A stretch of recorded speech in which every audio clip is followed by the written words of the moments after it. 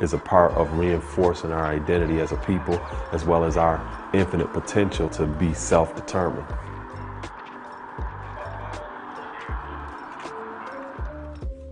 When you consider this country is only 245 years old, and when you look at that 245 years, from 1776 all the way up into the 1960s, there were actual laws that denied people opportunities.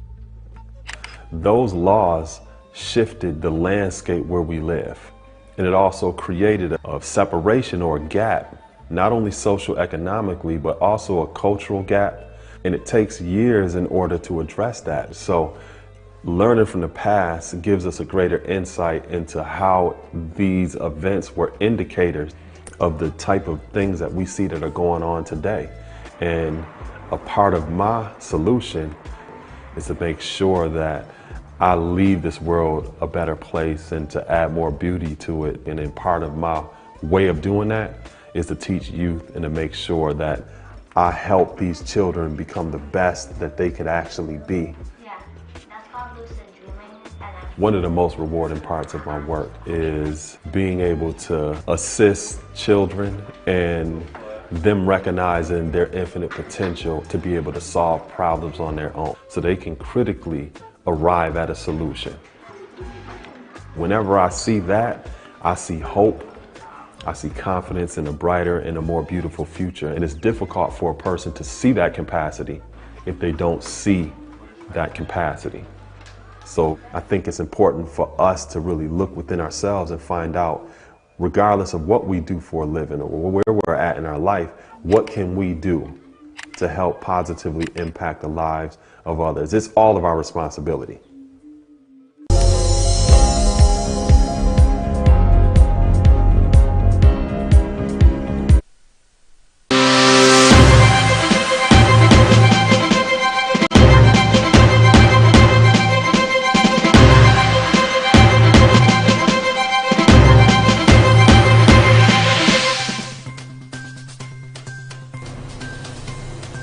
Thank you for joining us again on the newsroom. These are the latest updates. At this time, a commercial bus driver has been confirmed dead in an accident involving two buses, popularly known as Damfo, and a government-owned bus rapid transit vehicle.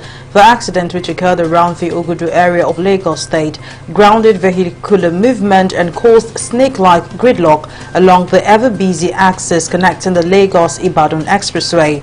The BRT bus went up in flames, compounding the traffic situation along the axis. The spokesman for the Lagos State Traffic Management Authority, Adebayo Taufik, while speaking to newsmen, blamed the accident on overspeeding by the bus drivers. And the 8 female students at Government Secondary School, Awon in Kachia, local government area of Kaduna State, have escaped from the hands of their abductors. The students were kidnapped by the bandits in the Awon general area on April 3rd, 2023.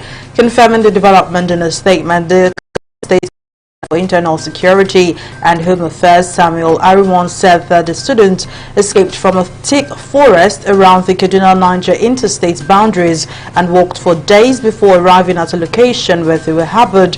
He further said that human intelligence sources subsequently alerted the Kaduna State government for the immediate evacuation of the students. And the governing board of the Nigeria Immigration Service has served a retirement notice to the acting Controller General of the service, Isa Idris, effective before April 24th, 2023. In a memo, the board cited the expiration of the one-year extension of service granted by President Muhammadu Buhari, directing the CGI to hand over to the most senior Deputy Controller General. Concerned Nigeria immigration stakeholders had urged the President not to extend Idris's tenure, warning that such move could spark internal disputes that may snowball into full-blown protest by the service's personnel. And after seeing a dip in the last 2 days, India has witnessed over 10,542 new cases of coronavirus in the last 24 hours, taking the total active cases in India to 63,562 according to the Union Health Ministry. With 38 deaths, the death toll has increased to 531,190. The active cases now comprise 0.14% of the total infections, and the national COVID-19 recovery rate has been recorded at 98.67%. And in business, the Nigerian Midstream and Downstream Petroleum Regulatory Authority has advised businesses to take advantage of the opportunities in the gas value chain in order to forestall future uncertainties over diesel supply, among other challenges. The authority's chief executive, Farouk Ahmed, who made the statement in Lagos during his welcome address at a one-day event tagged Southwest Stakeholders Engagement on Gas Utilization in Nigeria, added that the federal government had put in place various initiatives and policy frameworks to enhance the growth of the sector. And the United Nations Secretary-General Antonio Guterres has called on Sudan's warring parties to immediately cease hostilities, as his envoy to Khartoum says at least 185 people have been killed by the fighting.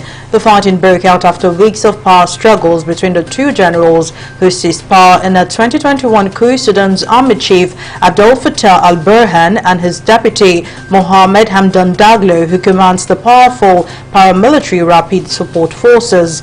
The UN chief says any further escalation of the conflict between the army and paramilitary forces led by rival generals could be devastating for the country and the region. And in sports, Napoli striker Victor Osimhen has matched Obafemi Martin's record for the most goals scored by a Nigerian in a UEFA Champions League campaign. Osimhen reached defeat after his 9-minute equalizer in Napoli's 1-1 draw against AC Milan in the second leg of their UCL quarter-final clash on Tuesday. Meanwhile, despite Osimhen's record equaling goal, his club were eliminated from the Champions League by their Italian rivals and 7-time winners AC Milan. And that's the latest updates from the newsroom. Join us again at the top of the hour for more updates. Thank you for staying with us.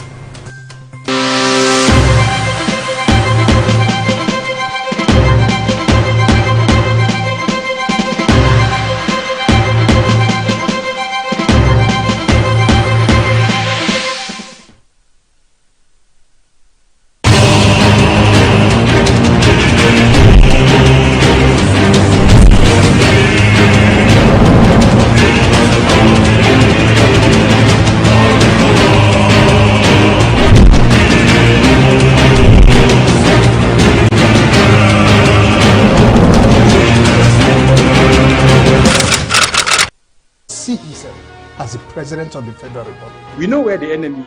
3 places. The Lake Chad Basin, the border area between Nigeria and Cameroon, and then the Sambisa Forest. On TV360, we give you a complete dose of everything. Opinion, facts, and undiluted truth. I hardly believe what politicians say in this part of the world. A new Nigeria is possible, a future is possible. We delve into the issues, dissect it so that you can understand it, use it to take action. I don't think there's any need for any governor to look for grant for ranching. TV360, dissecting the issues.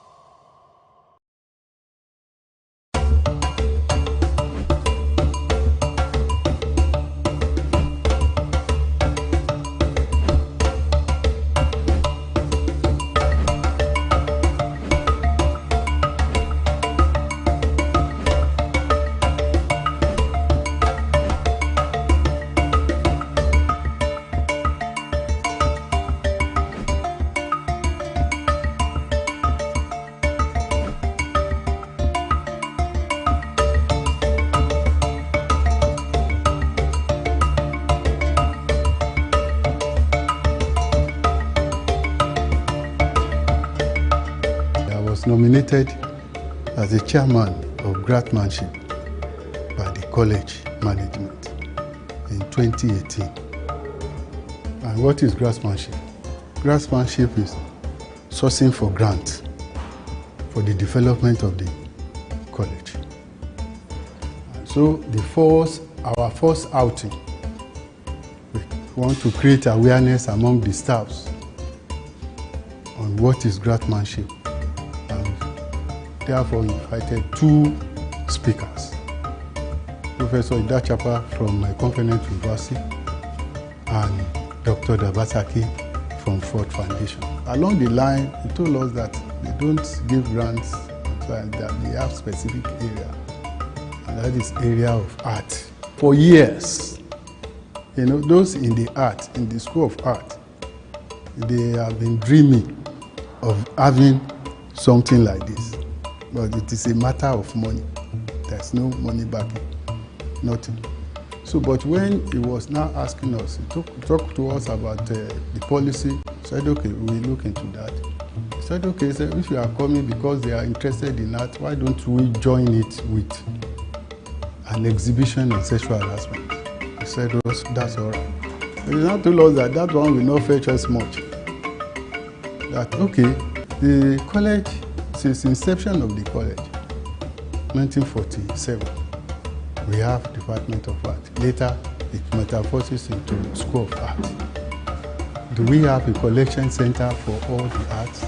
We said no. He said, well, what of if you have a mini museum? I said, okay, that's a great idea. And he now asked us to go and write proposal.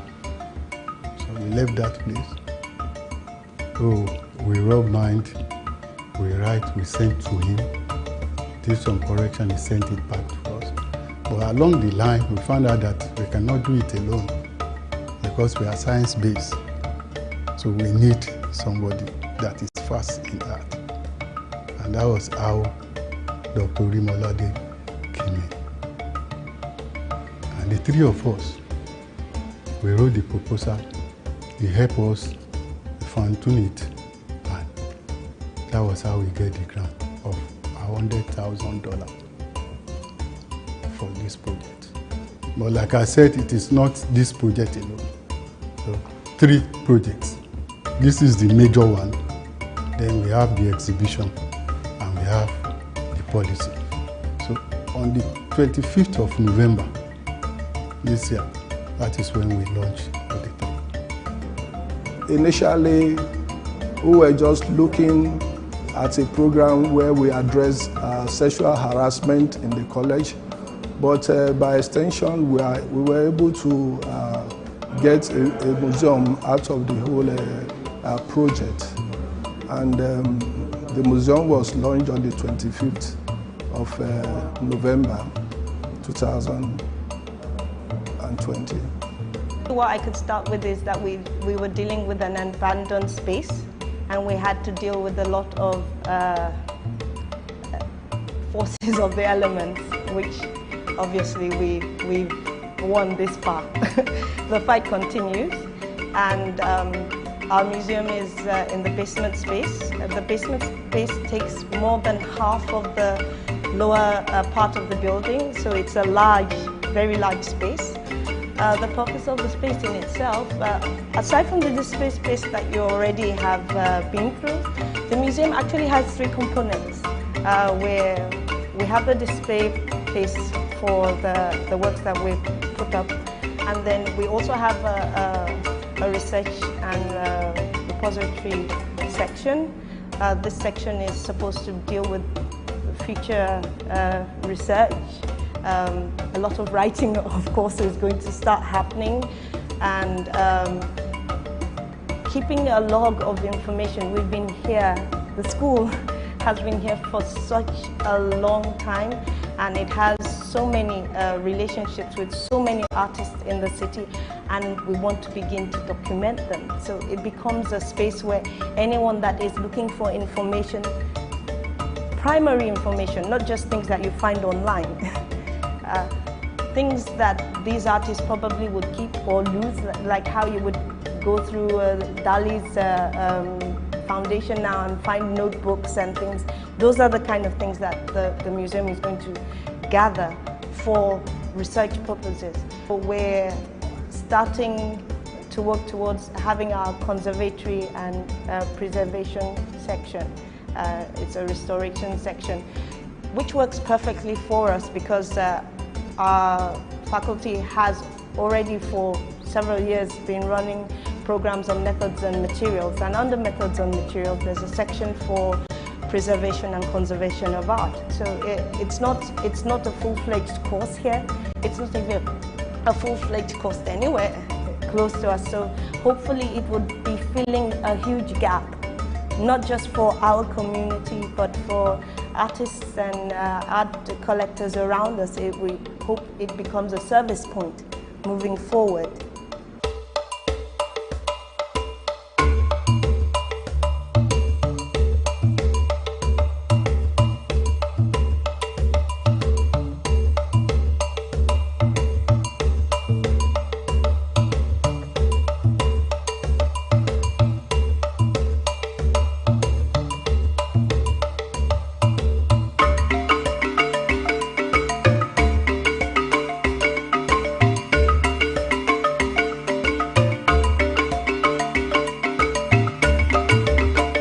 I'm very happy about this because, like you have rightly said, that I've been here for a decade.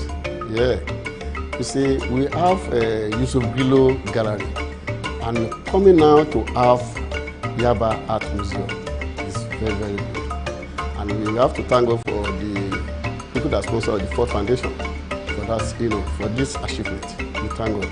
And you see, this Yaba Art Museum is the one and the first in all higher institutions in Nigeria, the first and in the higher institution in Nigeria.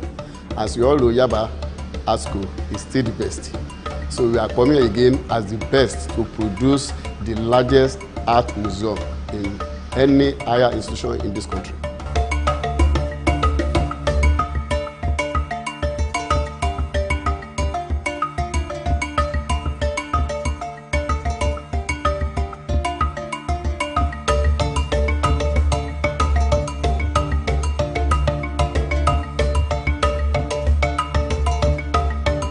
For years, those in the School of Art, they have been dreaming of having something like this. But it is a matter of money. There's no money backing, nothing. So, but when he was now asking us, he talked to us about the policy, said, okay, we'll look into that. He said, okay, so if you are coming because they are interested in art, why don't we join it with an exhibition on sexual harassment? We said, that's all right. But he now told us that one will not fetch us much. That, okay, the college, since inception of the college, 1947, we have Department of Art. Later, it metamorphoses into School of Art. Do we have a collection center for all the arts? We said no. He said, well, what if you have a mini museum? I said, okay, that's a great idea. Now asked us to go and write proposal. So we left that place. So we rub mind, we write, we sent to him, did some correction, he sent it back to us. But along the line, we found out that we cannot do it alone because we are science-based. So we need somebody that is fast in art. And that was how Dr. Rimolade came in. The three of us, we wrote the proposal, he helped us fine-tune it, and that was how we get the grant of $100,000 for this project. But like I said, it is not this project alone. So, 3 projects. This is the major one. Then we have the exhibition, and we have the policy. So on the 25th of November, this year, that is when we launch. In this part of the world, when it comes to art school, I think Yaba Art School has been on for over 70 years, and that's quite a record. And with that, which means that her seats are all over the place globally, right? So when it comes to adding to the content of what we have in here, In fact, we're just starting, right? Because we have a lot of people, alumni outside there that are willing, to actually have donate to this particular, museum, right? And so, like I told you earlier on, constantly, we'll be having this, enriching the collection.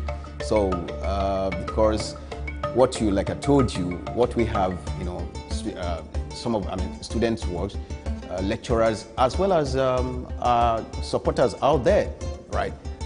If there's anything we are aiming at, it's, because we know what is happening outside there, and this is what we are ready to give locally. Now, come to the artifacts that are out there. Why do we travel out there to see those works? It's because of the way they've been packaged, and that is where, because you have a lot of, information about those things, those works, where they are, and when you see some of the promotions about them, you want to see them, right? So if there's anything, there's a question you ask whether we are ready for it. I want to say here in Yaba College of Technology, we are even ready, right? In the sense that the kind of space we have, the kind of packaging we are ready to give works in our collection, certainly it will compare favorably with what you have outside there.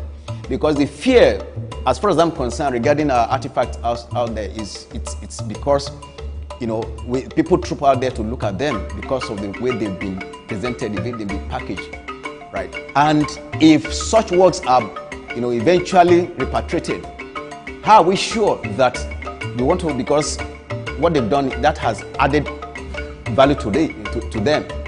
Once they bring it out there, if we are not careful, right, knowing the Nigerian thing, we might decide that we might discover that those works will lose their value, right? So it's now up, the onus is on us to see what we can do to actually up the game regarding packaging, adding value to that. And I want to tell you, people want to, wherever they are, they want to come down here to see those works, because whether you like it or not, the venue most times makes the event, right? So it's about where do you have the work.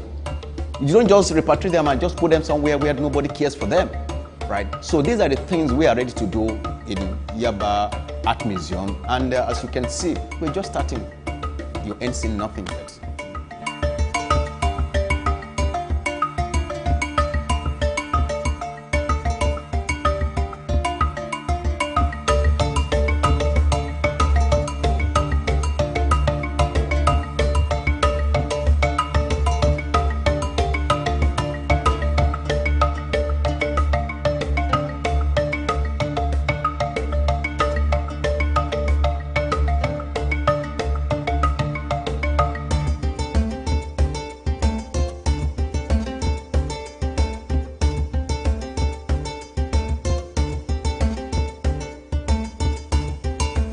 Essentially, the role of museum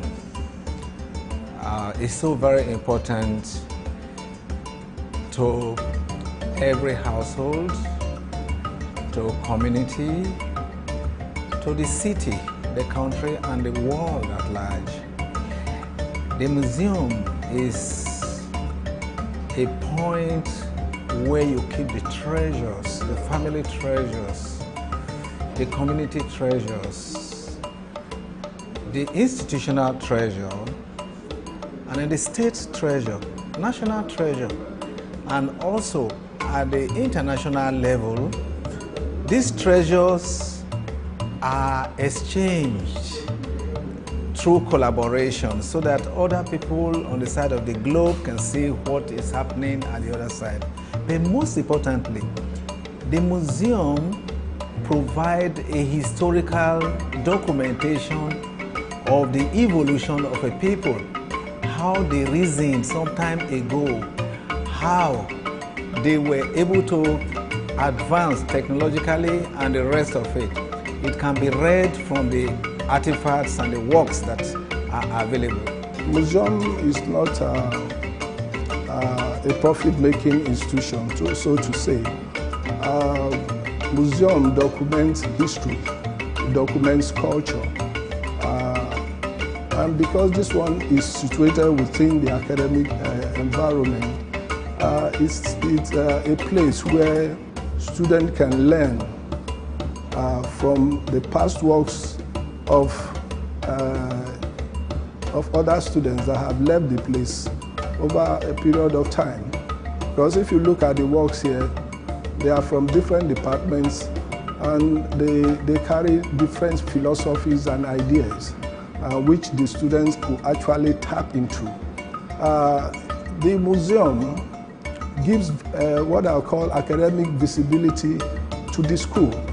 It opens avenue for people to come in, to look at what we have done and also to collaborate with us and see how we have been able over the years to document the history of our environment.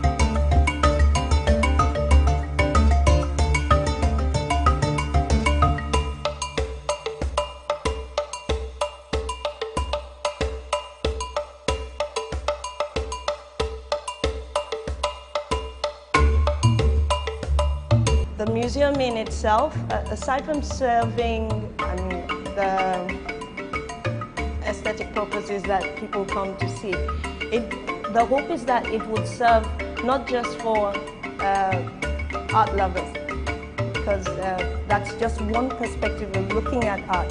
Artists can be very, very interdisciplinary, and we're actually a technological institution, so we have different faculties and learners that can relate to the works, either through history, through its methodology, through the happenings at the times of the works that were created.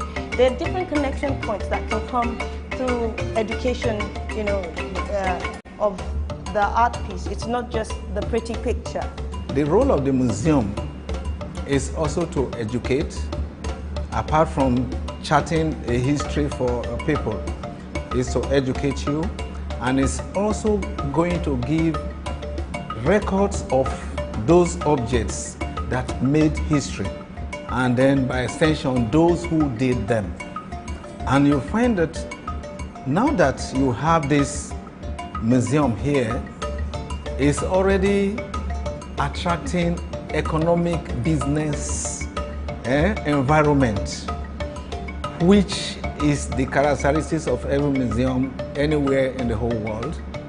There is going to be coffee shop somewhere, and there will be where people can have their snacks, where people can sit down, and there will be postcards made from some of the artifacts here, some souvenirs that people can pick, and most importantly, you'll find that when the culture of the museum is built, everybody around becomes aware, and then the import of keeping what we have is also being taught indirectly, so that everybody will know that things that you have, even your old man, your grandfather's agbada, for instance, dresses, their shoes, and that you say, oh, this is old school, you trash it. You don't throw anything away. These are things that can speak for that community. And that is what the museum, the role, the positioning here is going to play. It's not just a place where works are gathered. Mind you, we're not just gathering works here for gathering's sake. Because what is very important is for the fact that for every work we have in this collection, certainly the data of each of those works, that is the artist, the year it is made, the materials, and what the content and materials of each of the works are well documented. So it's not just about having the works alone and for people to come around and see alone. No. this is going to be like more or less a research center, you know, as you have, you know, in other climes, such as Smithsonian and other institutions like that, whereby if you're interested in, you know, researching about a particular artist, you know, you can always come here and, you know, you can have all that you can data regarding the work, the artist, everything about the artist we are actually gathering here, we have here.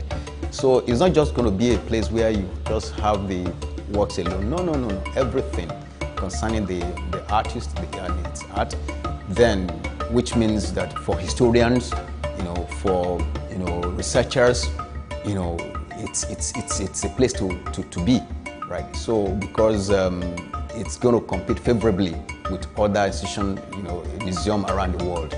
That is our dream. And with the fact that we're also being supported by Ford Foundation, I think that is also a plus, because once we have such a foundation backing us, I think you want to know that, I want to believe that it's not just going to be a local thing, it's going to be a global, you know, one, whereby everything, you know, that has to do with art, especially staff and students, Yaba College Technology, you know, can be assessed.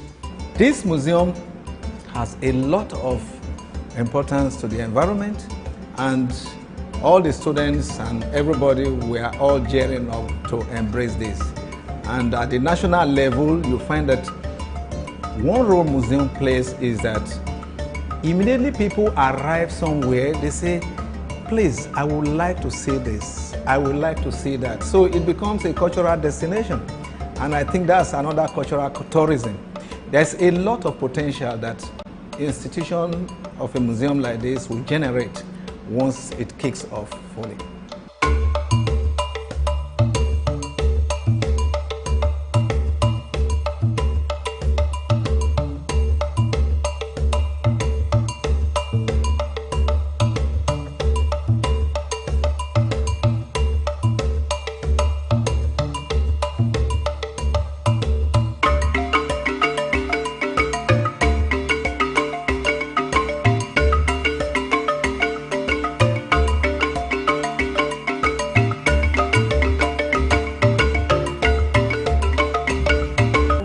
About art is that it finds its way to insinuate itself into every single aspect of what you do, consciously or unconsciously. So it's very strange to say you want to cut art out of anything. Even when you want to write about cutting it out, you need the artist to help you do that. But then when you talk about sponsorship or support, I think the first thing I should say, this is a federal institution, and we've been so fortunate with the rector that we currently have in the institution.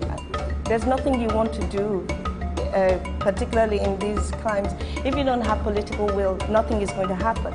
But then the rector has championed the cause with so much energy and supported it at every turn. So I think that is a positive thing, because he works for the government. Most of the work say that some of them, they are unknown.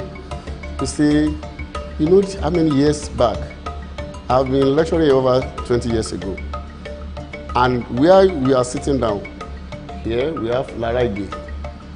She is based in London, and we have a lot of lecturers here that are based in America that they sent in their works. Though for those that we cannot, you know, we cannot pick up their names, we will send for them and say, who their classmates. We will look for their classmates that can identify the owner of the works. So that's why we are still working. You see, it's still new. We are still working, asking, who is the owner of this? You see, like my classmate here, I finished from this place, and my classmates here, I have their works. I could be able to say, this is so person's work.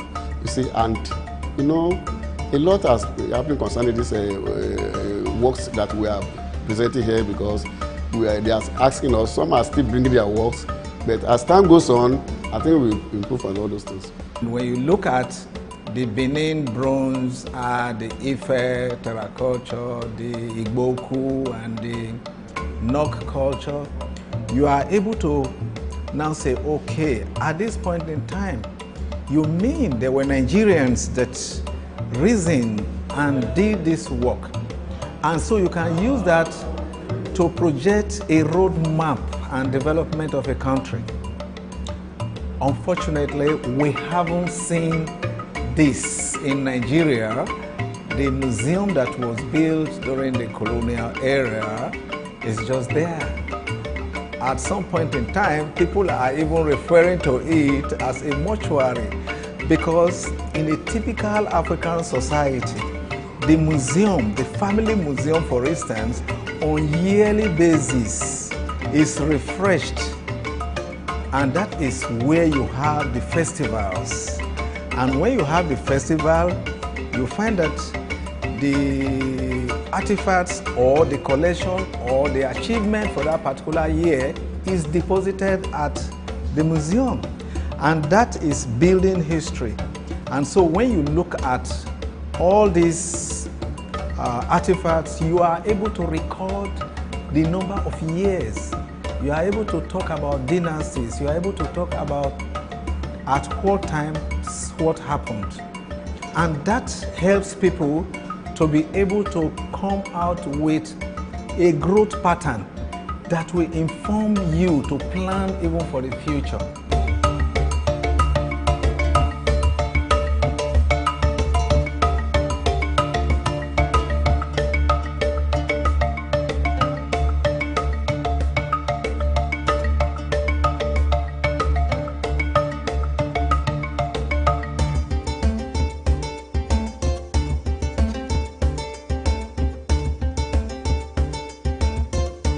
Talking about support, we're very grateful to Ford Foundation for the support so far, and we're looking to support from other areas.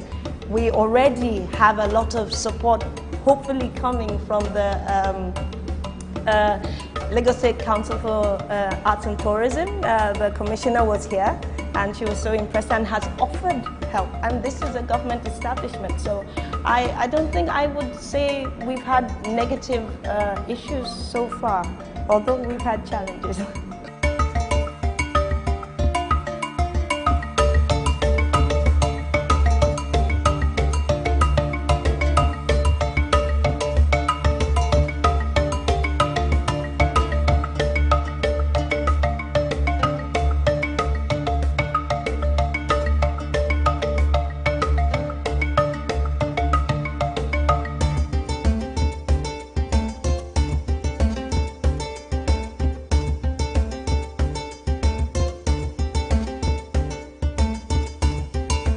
I must emphasize that we are a work in progress.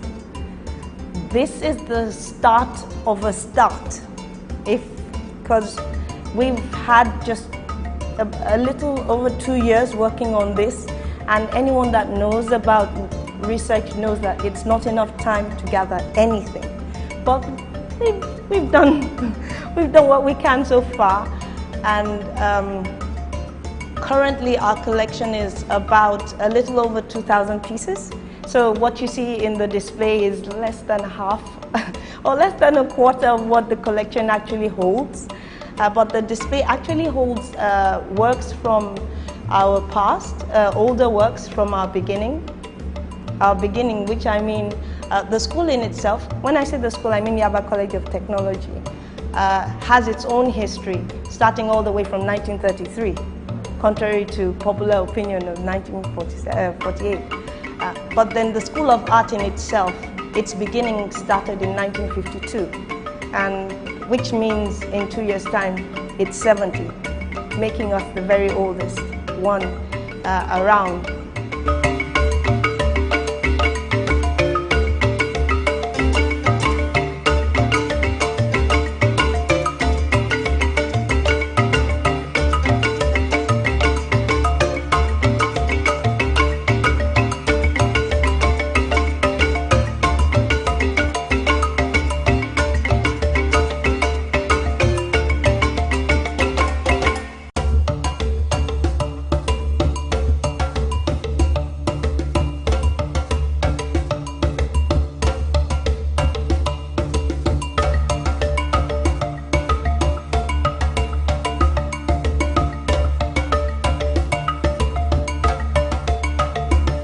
We are Nigerians, And problems, challenges that are peculiar to us, we know them, right? So, and also,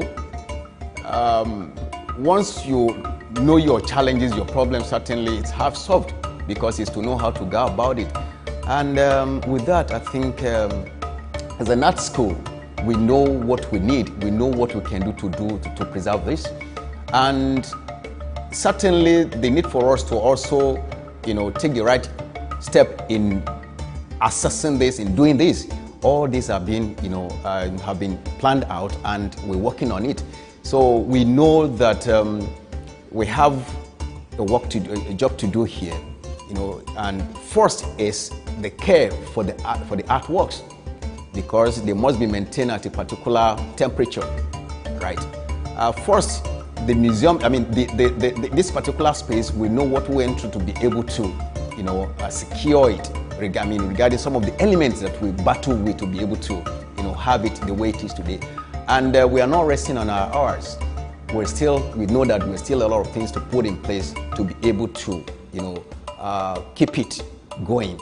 Because, like you rightly observe, yes, in Nigeria, we know that we, down to except air that is free to us, every other thing, you just have to fight for it.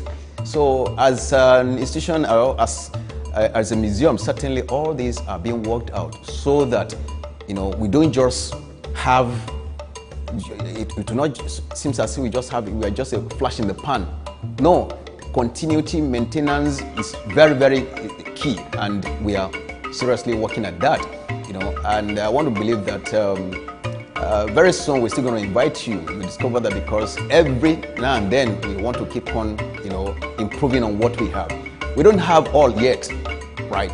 Because yes, we have this space. No, it's just about this space. There are lots that we still need to do regarding the work, because, it's not just about this space, but about the content, right? So, which is very important. And we're talking about the content, you're talking about the preservation.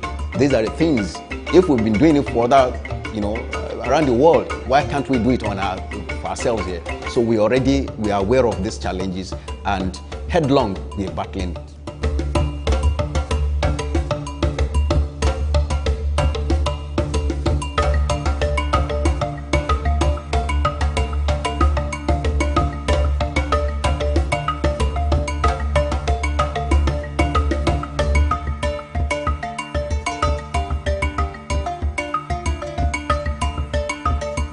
How many museums do we have in Lagos? We have just the National Museum.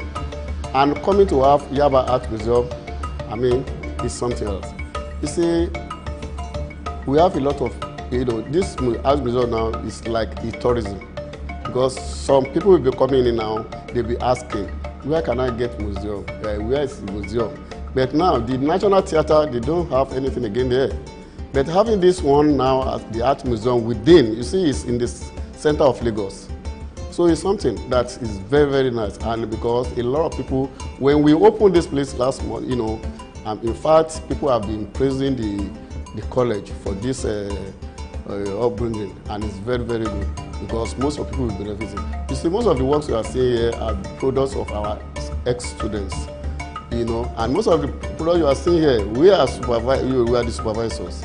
Like you see the work I'm sitting behind is my work. This work you are seeing behind me is dedicated to the African children, and again dedicated to the children that died during the bomb blast, Ikeja bomb blast. That's why I said I prefer to sit down where this work is, because it's for a purpose. We're hoping to have so many events that are worked into the programs of the museum. Educational events, social events, screenings, excursions. We're hoping to be able to host researchers and different host curators. So it's supposed to become very active in the years coming, at least while I'm working on it. It's hope that it will become very active during that period.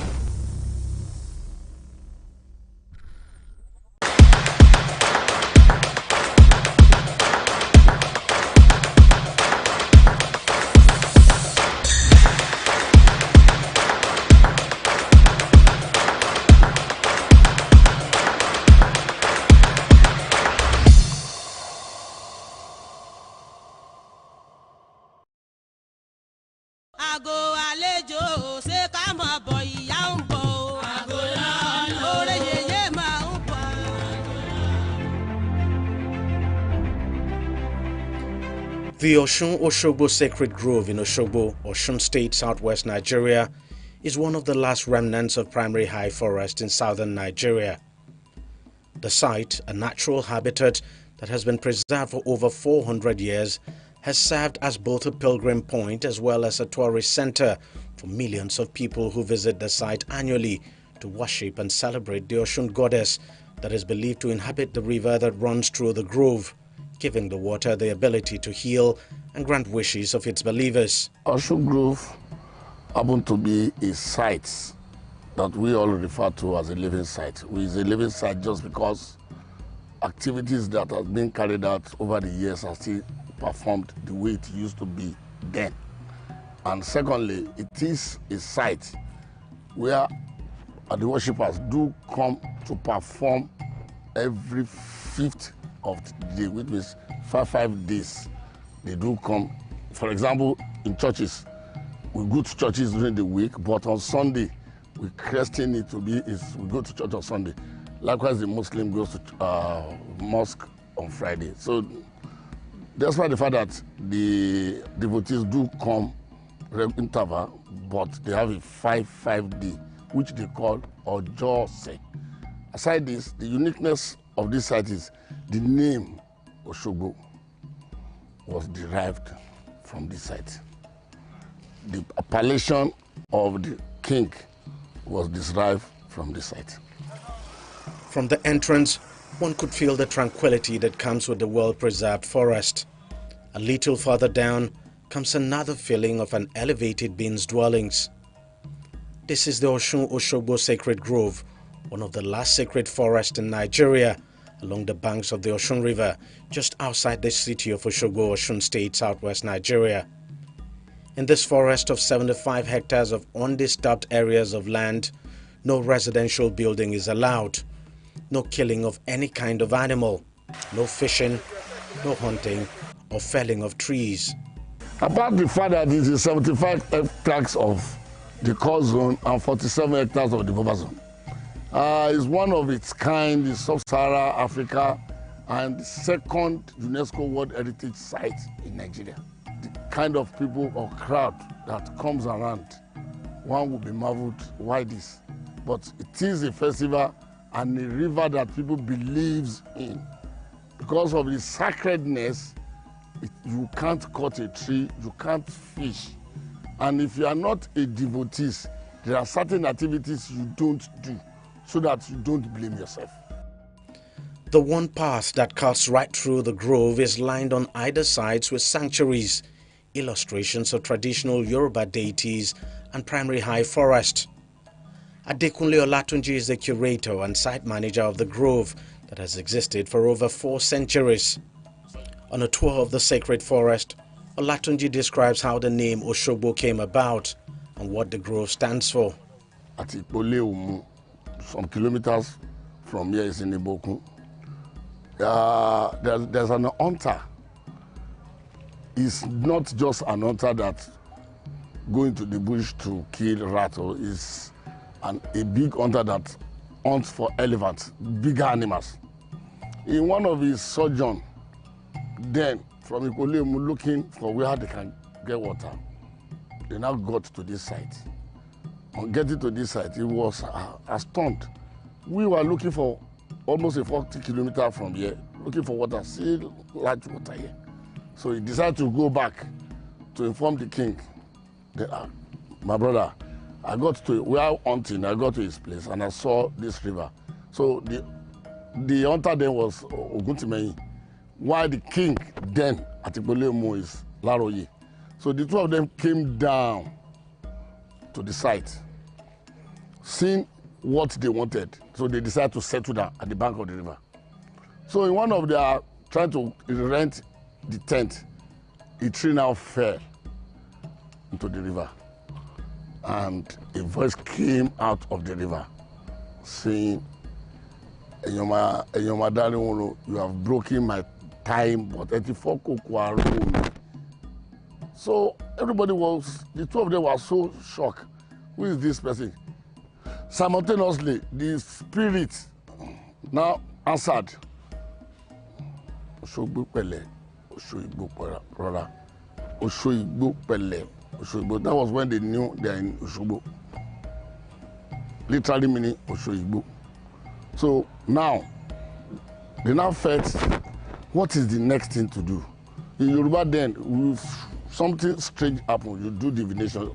During their divination, they wanted to know what's happening. So the Babalawo now said, Osun dwell here. You cannot stay with Osun. So they moved from the bank of the river, move up. They now built a hut. That hut today is what we call the first palace. And there's these promises between them that if we say we should leave this place, as a powerful person, they felt, how will somebody in the river be telling us to leave? So if we are to leave, what will you do for us? And I said, okay, if you are to leave, I will make you prosper.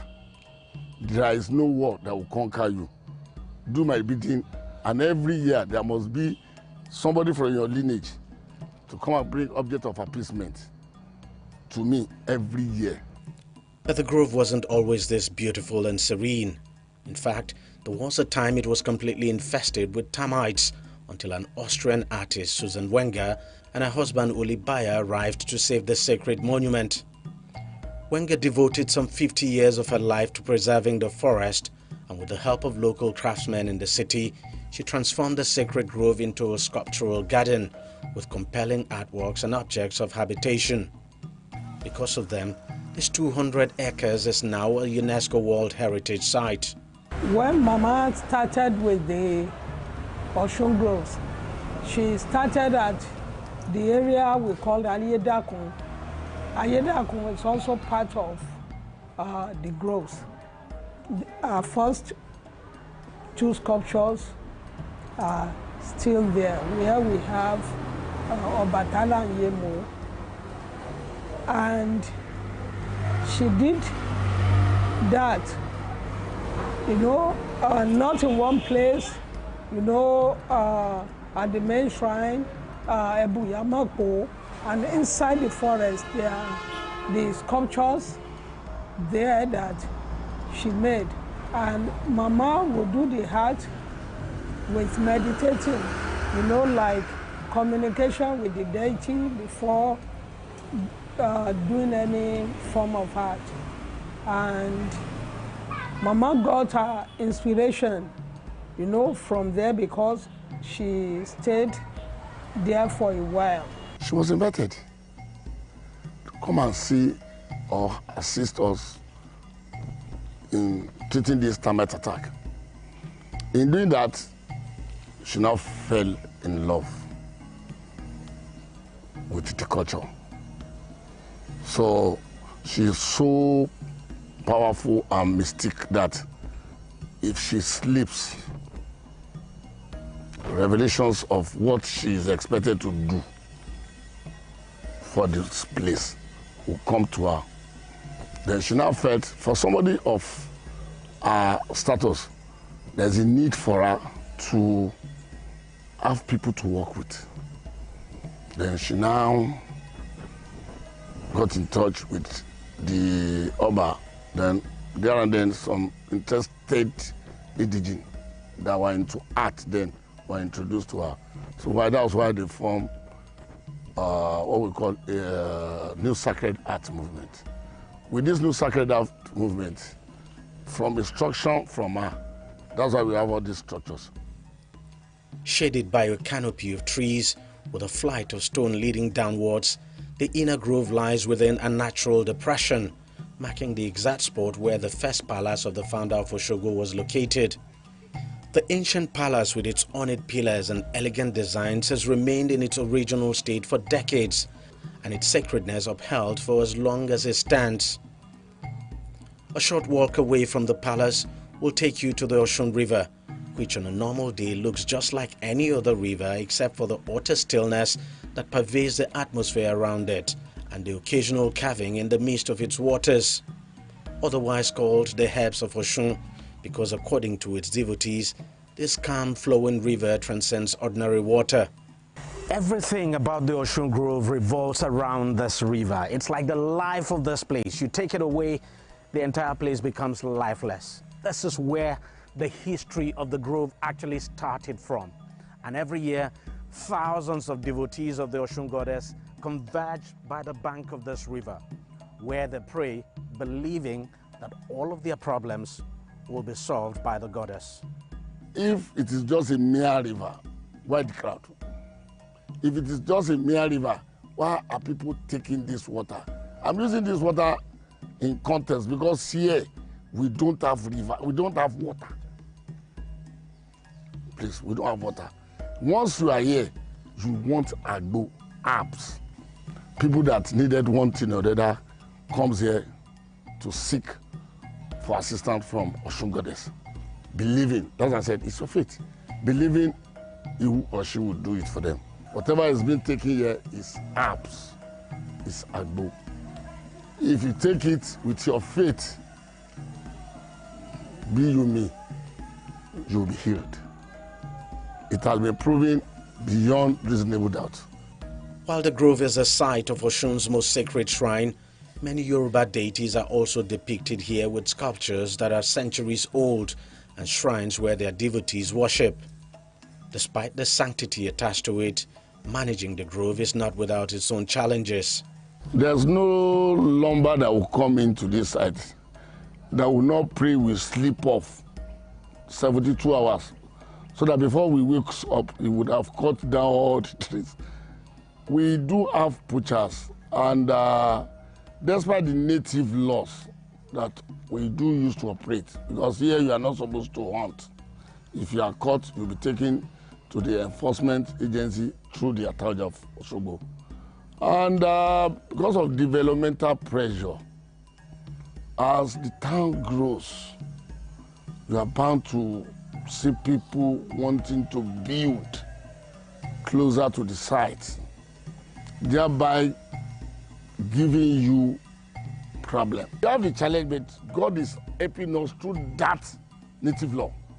That native law, don't cut, don't fish. And aside that, the native law, I will tell you authoritatively, because if all of us goes home, we have night security if they are here. If you eventually decide that you want to catch any fish, you will cook it from now till that kingdom come, it will not come. So you will definitely put yourself into trouble. Once sparkling and clear and home to a variety of fish, today the sacred river is murky and brown. It is now under constant threat from pollution from waste disposal and other human activities. Another fascinating thing about the Grove is the standalone suspended bridge right at the heart of the forest and just above the Osun River, built some 87 years ago. The bridge has no pillar holding it because they say the Osun Goddess forbids it. One of the unique things to see at the Grove is this suspension bridge. We understand it was built in 1935, commissioned in 1936, and the reason why the bridge was constructed was to enable people around here move goods now, especially palm products, from one end of the bridge to the other. And up till this day, the bridge is standing. It's one bridge a lot of tourists who come to this area love to see. Despite the gradual fading away of celebrated African culture and tradition, the Osun Osogbo Sacred Grove is one cultural phenomenon that has not only stood the test of time, but also become a reference point for people from this part of the world. The Grove remains more or less pristine, leaving visitors with this sense of peace and a connection to the dwellings of an elevated being and the ancient Yoruba tradition.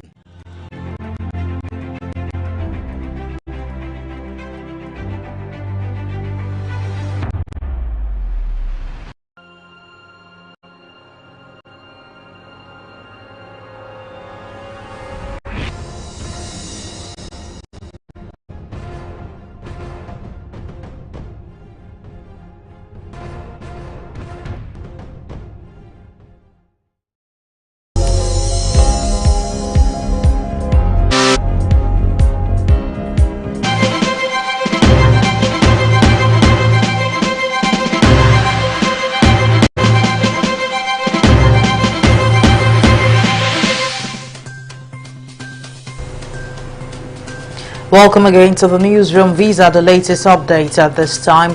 President Muhammadu Buhari has returned to Abuja after an 8-day official visit to Saudi Arabia, where he also performed Lesser Hajj, a religious pilgrimage for Muslims.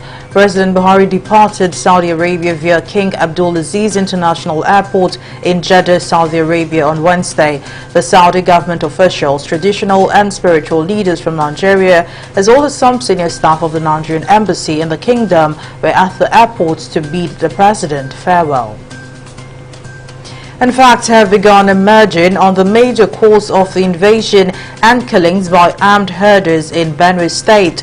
The armed herders had turned communities in the state into killing fields with severe attacks on various local government areas of the state.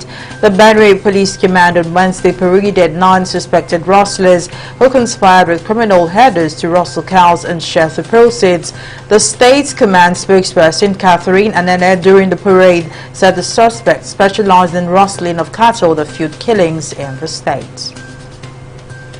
The National Industrial Court sitting in Lagos has nullified the appointment of an ad hoc committee put in place by Governor Babajide Sanwo-Olu to run the affairs of the Road Transport Employers Association of Nigeria in the state and reinstated the elected leadership of the union. In September 2022, Governor Sanwo-Olu had ordered the immediate suspension of all activities of the Road Transport Employers Association of Nigeria in the state. In her judgment, Justice Maureen Esowe held that the move by the Lagos state government in suspending the national union's operations in the state and setting up a caretaker committee is illegal and unconstitutional. The court also restrained the state government from further interfering with the operations of the union's exco. And people infected with the coronavirus are significantly more likely to be diagnosed with type 2 diabetes within a year of their infection compared with those who had not been exposed to the virus. Researchers in Canada say while men were at more risk to develop diabetes than women, hospitalized people were also more than twice as likely to go on to diabetes diagnosis compared with those who were not infected. The researchers also found that people who were admitted to intensive care were much more likely to develop diabetes. And business president of the African Development Bank, Akinwumi Adesina, says Nigeria needs food and energy security for sustainable economic development. Adesina, who spoke on a panel session at the ongoing 2023 Nigerian International Energy Summit, expressed AFDB's commitment to work with Nigeria's government, development partners and the private sector to implement the energy transition plan. The AFDB boss urged the country to improve the industrial sector's contribution to the gross domestic product and to ensure it emerges as a key driver of inclusive growth, job creation, energy and food security.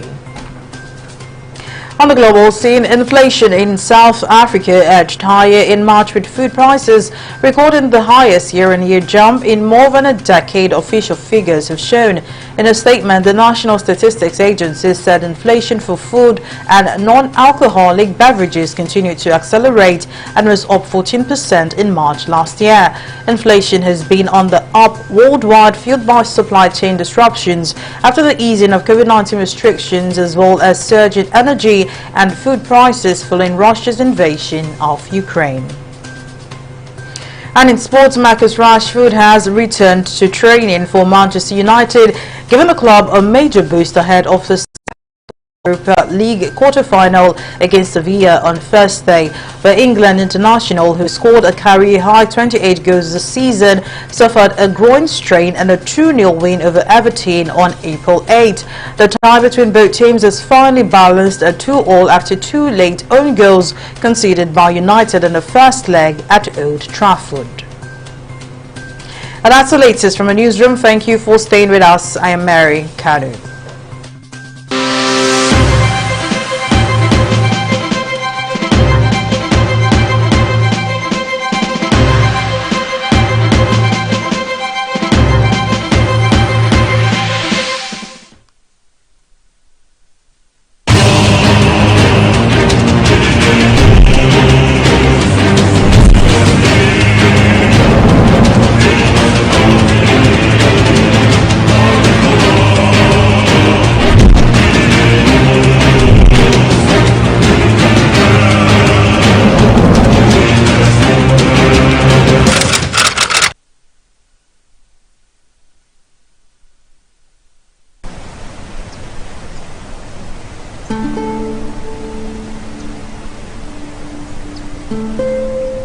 Yo trabajo 8 años como arriero y bueno, lo que yo he notado en el cambio no es que cada año los nevados se van perdiendo, no se van retirando más, van disminuyendo.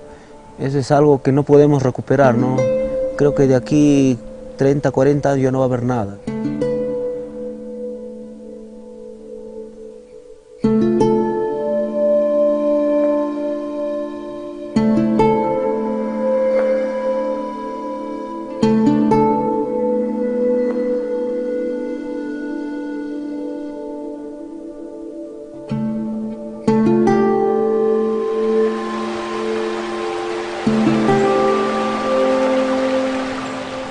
Más antes nosotros, o sea, mi abuelo me cuenta, ¿no? En estos valles que nosotros tenemos ahora, la gente criaba, se dedicaba más a la ganadería y la agricultura, pero ahora ya no vemos eso, ya no vemos muchos animales, porque ya los pastos, todo ya no es igual, ya los pastos se han revigido y por la lluvia también, ¿no? La lluvia ya entra muy tarde.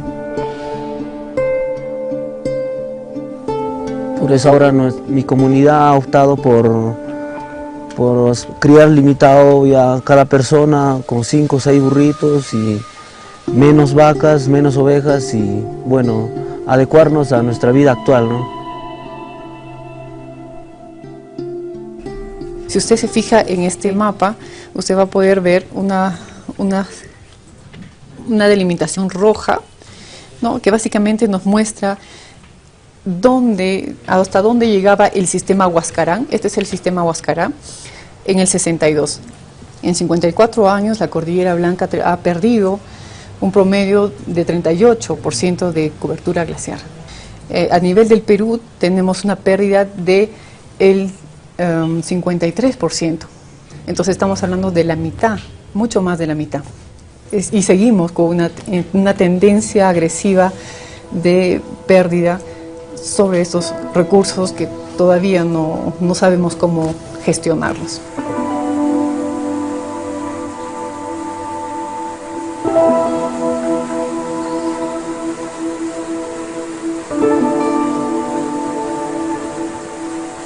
Los impactos directos, primeramente va a estar en el tema de la provisión de agua para consumo poblacional.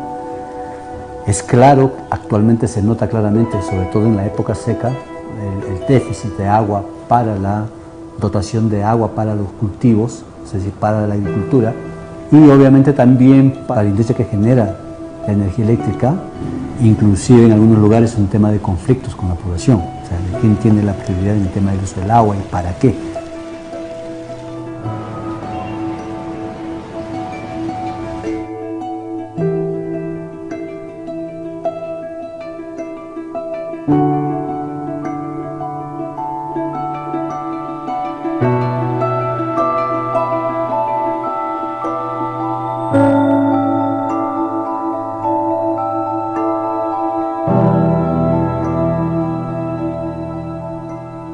Más adelante no sé qué va a ser de nuestra existencia, porque este es el fuente de vida para nosotros, lo que vivimos aquí en la sierra, ¿no?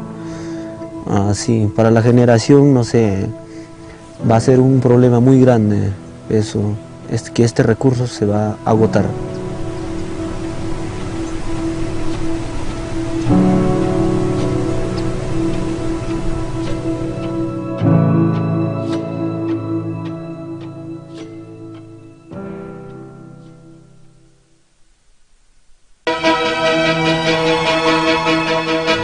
Opinions are free, facts are sacred, but truth is universal. How, in practical terms, can we, for instance, de-escalate the tension? President must see himself as the President of the Federal Republic. We know where the enemy is. 3 places.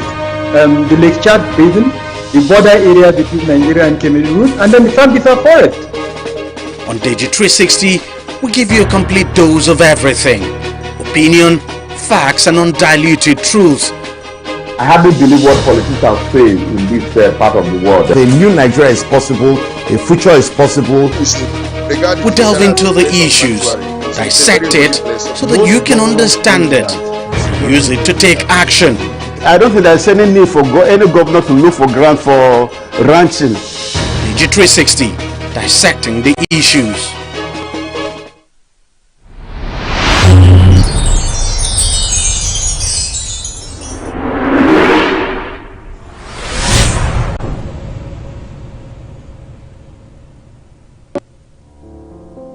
My name is Inspector Jomai Musa. I've been in the police 18 years now. I just want to serve my fatherland. That is why I have interest to join the police. Anywhere you find yourself, just thank God and appreciate God. So since they posted me to traffic, I'm happy to do it. No appreciation. For you to stop, they don't want to stop. Stop them, they go say they be soldier, then be army. So they go say they be big man, they have money, they don't want to stop. And I then bring the law, and they don't want to obey the law. Stop, they don't want to stop. From there they be abusing you, calling you with many names. So I must endure because I love the job. Before I joined the police, I want to be a nurse. The way I'm just doing my traffic, they have been praying for me, and that one they make me happy. Some they brought. There is one woman last 2 years. She bring wrapper, clothes. I can't need that. I've been thanking my God, and I get some people they have been bringing gifts for me. You know, among the people when you are living, some they know God. Some they don't know God. Even if you are a housewoman, sometimes God will join you with your husband when you are appreciating you. Sometimes God will join you with husband that they appreciate. Even you do waiting, go tell you say, my wife, thank you, God bless. No, they are carrying themselves like this. So even here we have them. So they don't even want to even greet us. You will greet them, they will not answer. Welcome, sir, welcome, man. They go do it like this, they go through where they are feel. But we don't even care. But we know say it's God. It's God that is putting us here, and it's God that is taking control of us. So they want to even hit us. That is time when somebody hit me with car here. And one woman come call me. She counted money that I should go and buy my medicine and cure myself. And I thank God I'm alive up to now. That is one woman that she tell me that I'm wasting my talent here, and there is nothing that I will achieve. I say, madam, I don't even care, but I'm thanking my God. Even I don't achieve anything, but I'm thanking God that I'm alive. One day I will achieve it. So it's the way we are. She's telling me inside her, say I should stop that nonsense when I'm doing. I will not achieve anything when I'm wasting my talent here. I say, madam, I'm not wasting my talent. I know God, one day you will do something for my life. So I don't even care. If nobody do it, God will do it. And it's God that is remembering every person for this life. Even inside my office, when I'm working, when I'm doing my job, I'm singing, I'm dancing. Even where I work for K2 division, they know me. When they know I'm singing, they say, yes, this outside woman don't come. So everywhere, even at their house, I'm playing, dancing, rejoice, singing song, appreciating my God. Because if not be him, I will not be alive. And about traffic, they should obey the rules. But they're not here. But I want them to be telling them more and more again, so that we can find it easier. For when we say stop, then they should stop. Whether you are in a hurry, whether you be police, whether you be immigration, whether you be soldier, just try to maintain and stop. But they show that they will not stop. Who bring the law? Are they not the people that bring the law? And they don't want to obey the law. Why?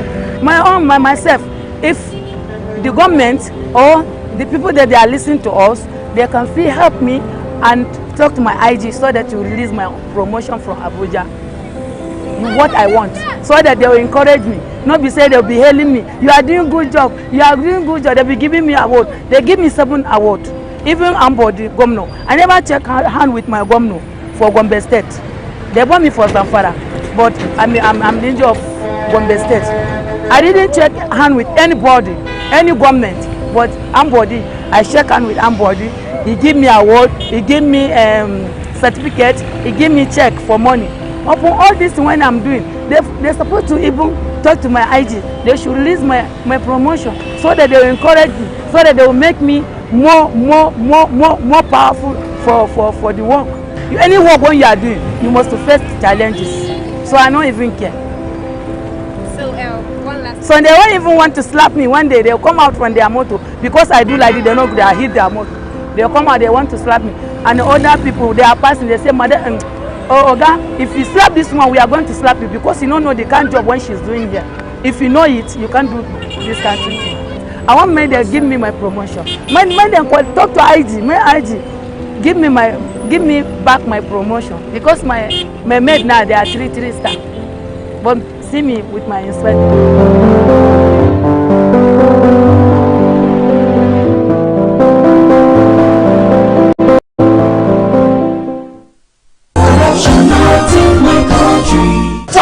Yeah, relax. That is my brother and I want him out of this station now. Okay, can I just see the IPO of this case? IPO, how are you? No, welcome, sir. That is my brother and I want him out of this station now. Do you know the offense he has committed, sir? What do you guys want for the weekend? Okay, let me see your DPO. This way, sir. Oh, better. You don't know me. Yeah. That boy is my brother and I want you to assist me to free him. The man found the gun, confessed to robbery. Just like this happening. 200,000 naira for you.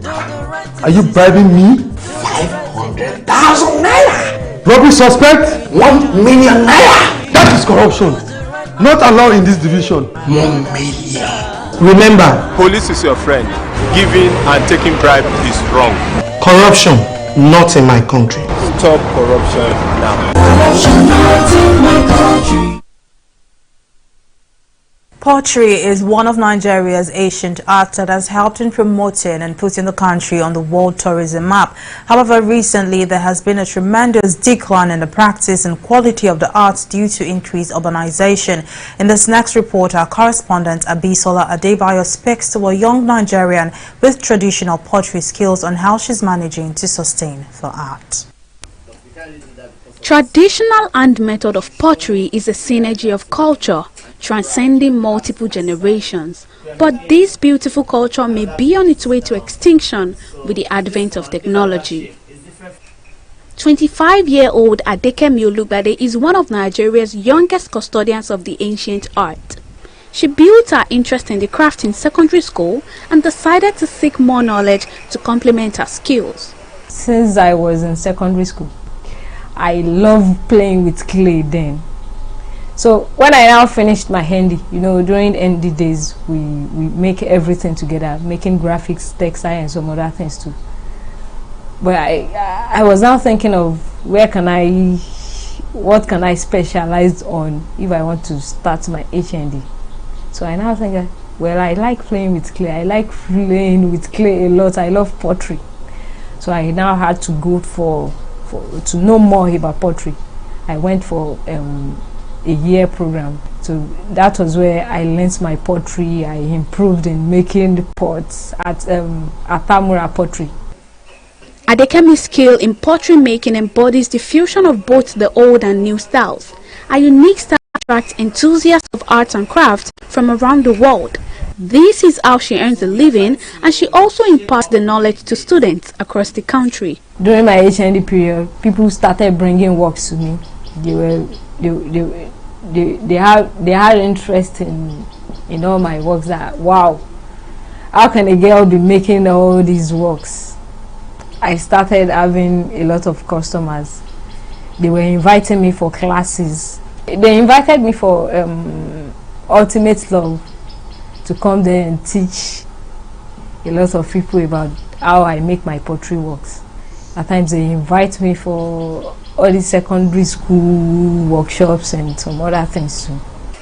She says the fragility of her product and unavailability of funds are the major challenges she faces, but despite the constraints, Adekemi is determined to keep the traditional craft alive. It wasn't easy at all. I faced a lot of challenges. At times I would make a lot of pots. Before I would come back the following day, the pots will have collapsed or something else will have happened to all those pots. At times I won't be customer.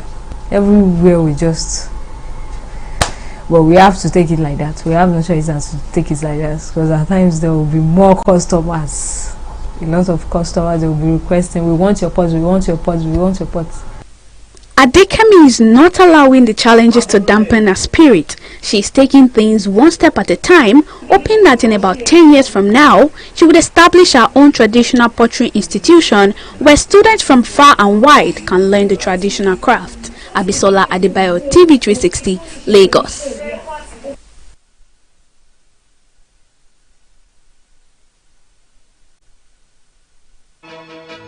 Opinions are free, facts are sacred, but truth is universal.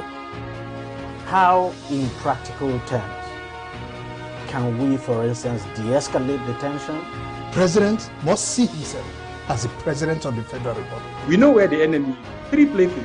The Lake Chad Basin, the border area between Nigeria and Cameroon route, and then the Sambisa Forest. On TV360, we give you a complete dose of everything. Opinion, facts, and undiluted truth. I hardly believe what politicians are saying in this part of the world. A new Nigeria is possible, a future is possible. We delve into the issues, dissect it so that you can understand it, use it to take action. I don't think there's any need for any governor to look for grant for ranching. TV360, dissecting the issues.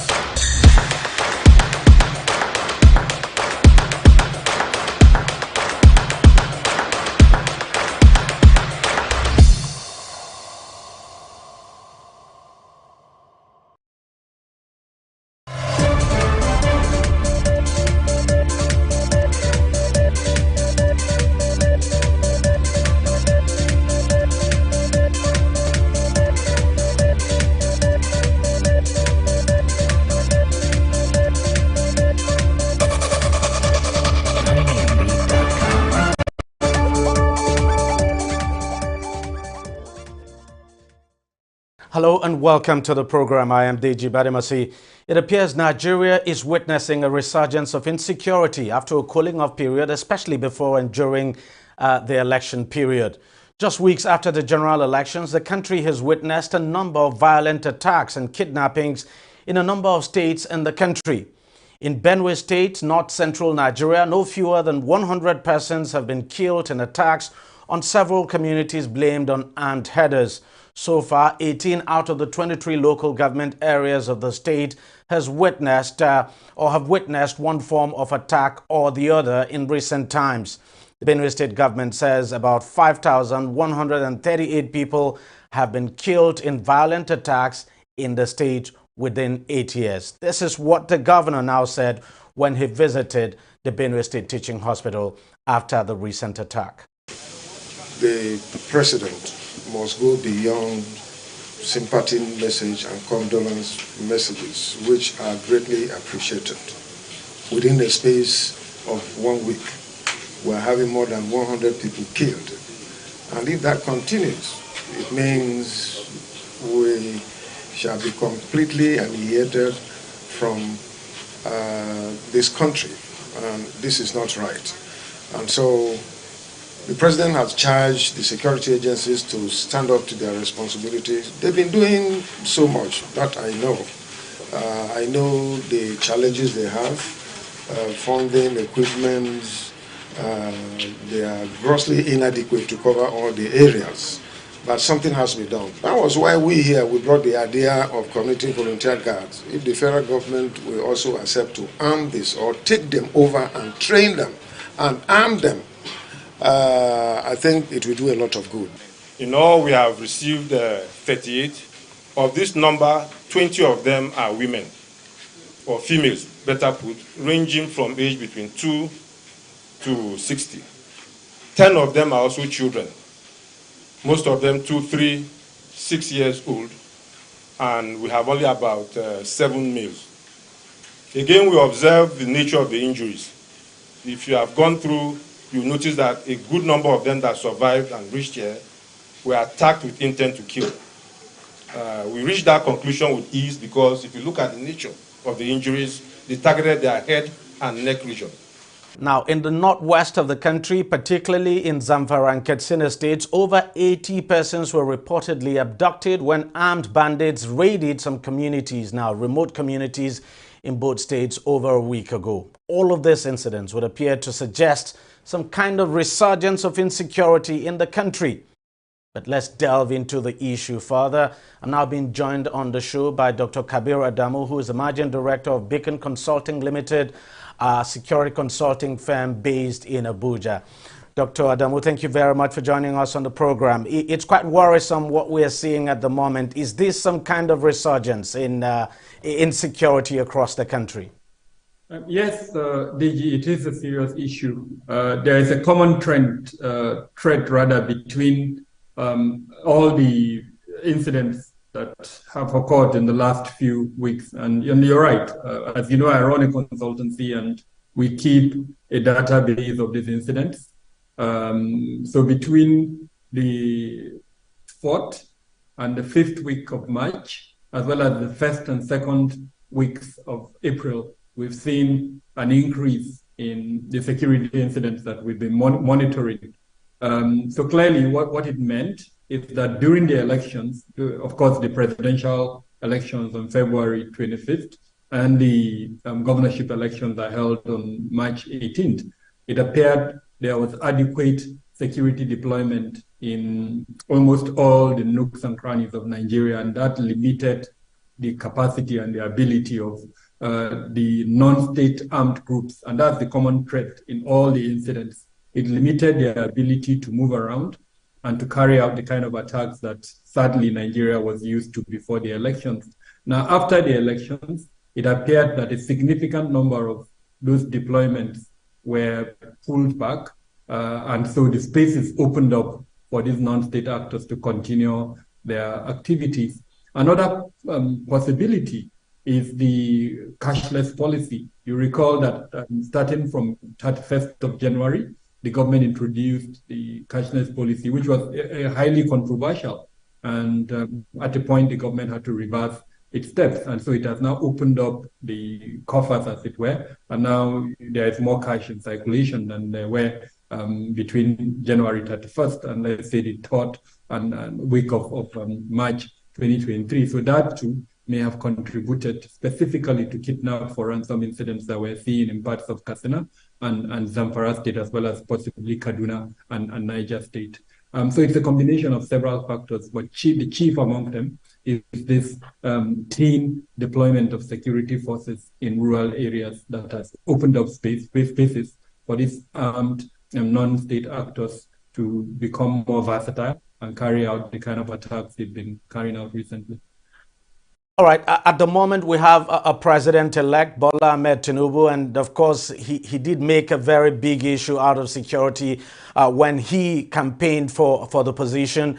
And of course, you must have seen his manifesto. He dwelt so much now on security, saying that he's going to deal with insecurity. He's going to ensure that there's security across the country. But now we're having some kind of resurgence. If you were to set the agenda for him now, what exactly do you think should be his priority when it comes to tackling insecurity in this country? So sadly, it's a little bit too late to set agenda in the sense that all the political parties put out manifestos, and we want to assume that it was on the basis of the manifestos that we voted for them. So looking at the APC, it released what it called Renewed Hope. And it was personally signed by Asiwaju Bola Ahmed Tinubu, as well as Kashim Shettima. And that, for me, is what we can hold them to account on. What are the promises made in that Renewed Hope document? Number one, carry on with the good aspects of the security management policies that were handled by the President Buhari administration. Number two, introduce new philosophies and technology into the security space. Number three, enhance aerial surveillance. And then the other components would reform of the police, enhanced collaboration and cooperation, closing up the gap using both human and to an extent technology, especially within the ungoverned spaces. So all of these are very good aspects, and they are commendable.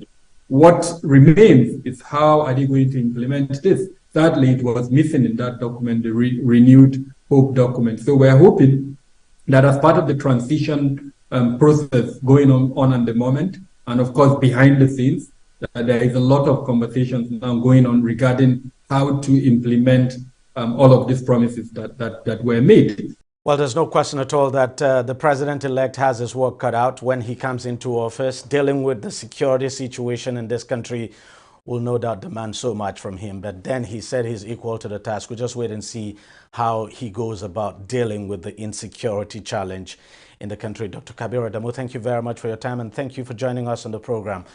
Well, we'll take a short break now, and when we come back, brain drain. Just why are Nigerian doctors leaving the country? That's what we'll be discussing next. Stay with us, don't go away. Welcome back. Now, brain drain is a big issue in Nigeria's health sector at the moment, considering the high number of medical professionals who are migrating to Western countries in search of better working conditions. This migration has led to a severe shortage of doctors and nurses in hospitals across Nigeria. At the moment, doctors to patient ratio in the country stands at 1 doctor to 5,000 patients. 1 doctor to 5,000 patients. Now, the World Health Organization recommended ratio is 1 doctor to 600 patients. Now, that tells you how bad the situation is in Nigeria. It's literally the same story across sub-Saharan Africa. Yet, richer countries continue to poach medical personnel from African countries like Nigeria. To address the problem, the House of Representatives is currently working on a bill to amend the Medical and Dental Council of Nigeria Act to stop the migration of Nigerian-trained medical practitioners. The proposed bill, which has passed a second reading, is to prevent Nigeria-trained medical or dental practitioners from being granted full licenses until they have worked for a minimum of 5 years in the country, as part of measures to address brain drain in the sector. According to Ganu Johnson, who is a sponsor of the bill, it is only fair for medical practitioners who enjoy taxpayers' subsidies on their training to give back to society. Well, the issue, of course, as I said, is generating a lot of controversy. Naturally, some individuals and groups have expressed their displeasure over the bill, saying it's an infringement on the fundamental human rights of doctors in the country. But global health experts have expressed serious worry over the issue, saying if developed countries continue to poach medical workers from poorer countries, the situation could trigger a more serious health crisis in less developed countries. In fact, some health experts have described the poaching as a crime. Perhaps heeding the warning, the United Kingdom has placed Nigeria and some other developing countries on the red list of countries that should not be actively targeted for recruitment by health and social care employers. But what difference will this make? Joining me to discuss this worrisome development is Dr. Toluwani Onrugbeja, who is a Senior Registrar, Department of Orthopedics and Trauma, Lagos State University Teaching Hospital, LASUT.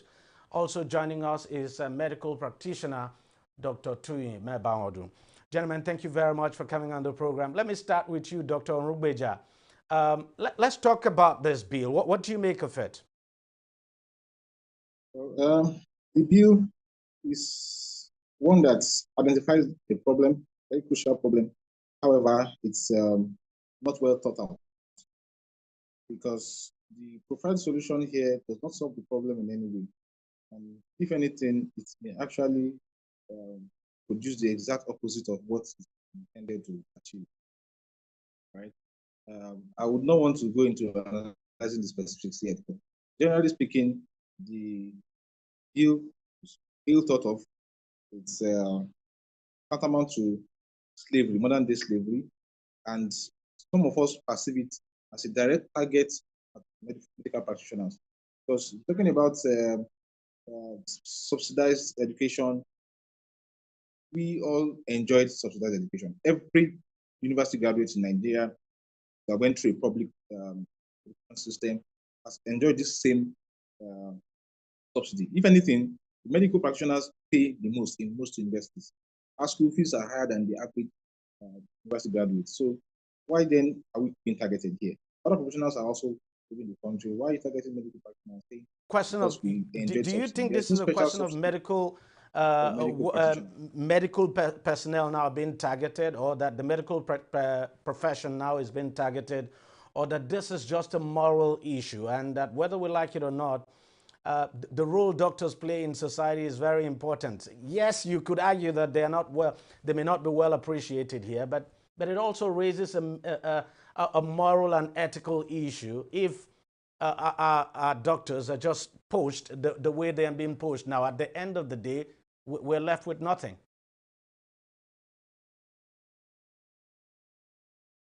Okay, definitely, doctors are being pushed. Our IT personnel are being pushed. Nurses are being pushed. Lawyers are being pushed. Professionals all around the country are being pushed. You should give them something to keep them here. You don't then put a barricade and say you cannot go out. That is not how to treat people who you think are that important. But in this case, they are not saying you cannot go out. They are saying, look, at least do 5 years here before you go out. Let's then spread it around and let's see if it works. All right. I'll come back to you. There's still a problem with your network. I hope we're able to sort it out. But let me come to you, Dr. Mebanwadu. You've been a medical practitioner for several years now. You practice here, and give me your own take on this bill.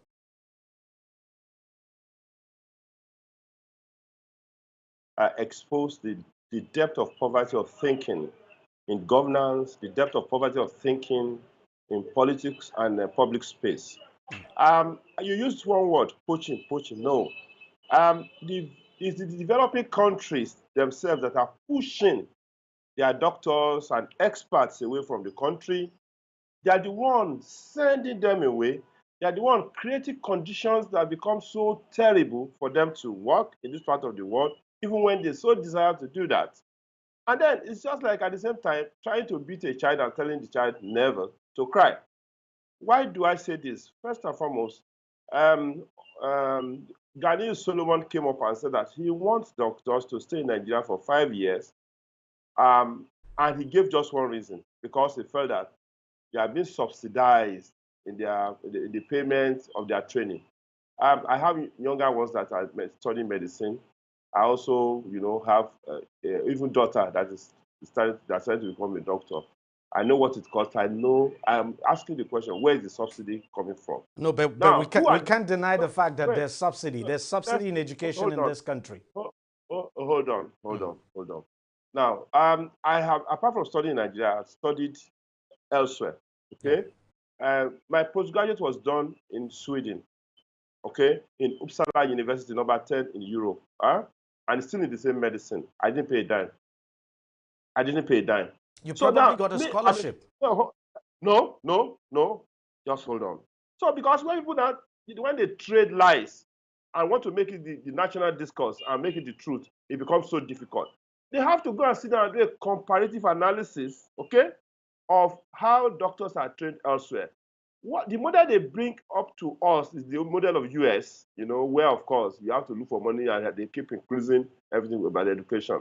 But we have countries, even including Cuba, okay? Are you listening to me? Even including Cuba, that is having one of the best set of doctors, and had to actually donate doctors to Italy when they had crisis during the COVID problem. And they are being trained free of charge, everybody. So now the big question in this country is this. First and foremost, you are having a ratio of about 1 doctor to, you said 5,000 patients. Some say 8,000, and you are missing, and then you have a gap, okay, of about 12,000 doctors you have to train every year, and your capacity to train is just 3,000 doctors. That's the maximum. The maximum capacity you can train in Nigeria is 3,000. You have repeated strikes, lecturer not satisfied, everywhere not equipped. Now, let me also surprise you. When these young doctors finished, go ask Dr. Orugbeja. These young doctors, they are still looking around, influences, trying to push their parents, everybody for influences for them to do housemanship. Even those that are finishing, you are not placing them in housemanship. Those that want to do postgraduate study, there's no space to train them, no enough space to train them. Now, these doctors will finish, they will stay 1, 2, 3 years. Try hustling for housemanship, hustling for it, some even up to 5 years, hustling for training to become consultants. And then now you want them to stay here and be looking for what, Abi? So this guy will now have to sit down and start writing exams. So let us dwell on the factor that the developing countries are pushing their health workers away. It's not poaching. I mean, don't. If you ask me, I would say that's semantics. Whether we like it or not, it's poaching anyway, because it's poaching. I mean, it's poaching. But what would you say about even some of these global health experts who have said, look, this is a crime, and that if it continues, the world might be facing a very serious health crisis in the future? Because, look, already you have a terrible situation in less developed countries. We're not talking about Nigeria alone here. I mean, the statistics are just the same across sub-Saharan Africa. So how I understand this problem, the problem of African countries not taking care of good care of their medical personnel now. But how do you address this ethical and moral issue of doctors leaving places where they are badly needed and going to places where, whether we like it or not, they are not most needed, if you like? No, you see, in 2007, in one of the courses I attended in Harvard, we're looking at how to strengthen, human resources for health. And this problem came up 2007 now. This problem came up, and we have to actually start looking at what are the issues. Even America itself is having shortage of health practitioners. America is having shortage. In fact, if you look at the country that is leading in terms of ratio of health doctors to, you have to go to Asia countries, before you see that high number. Even America is at number 3, okay? Now, the question is that, what do we do?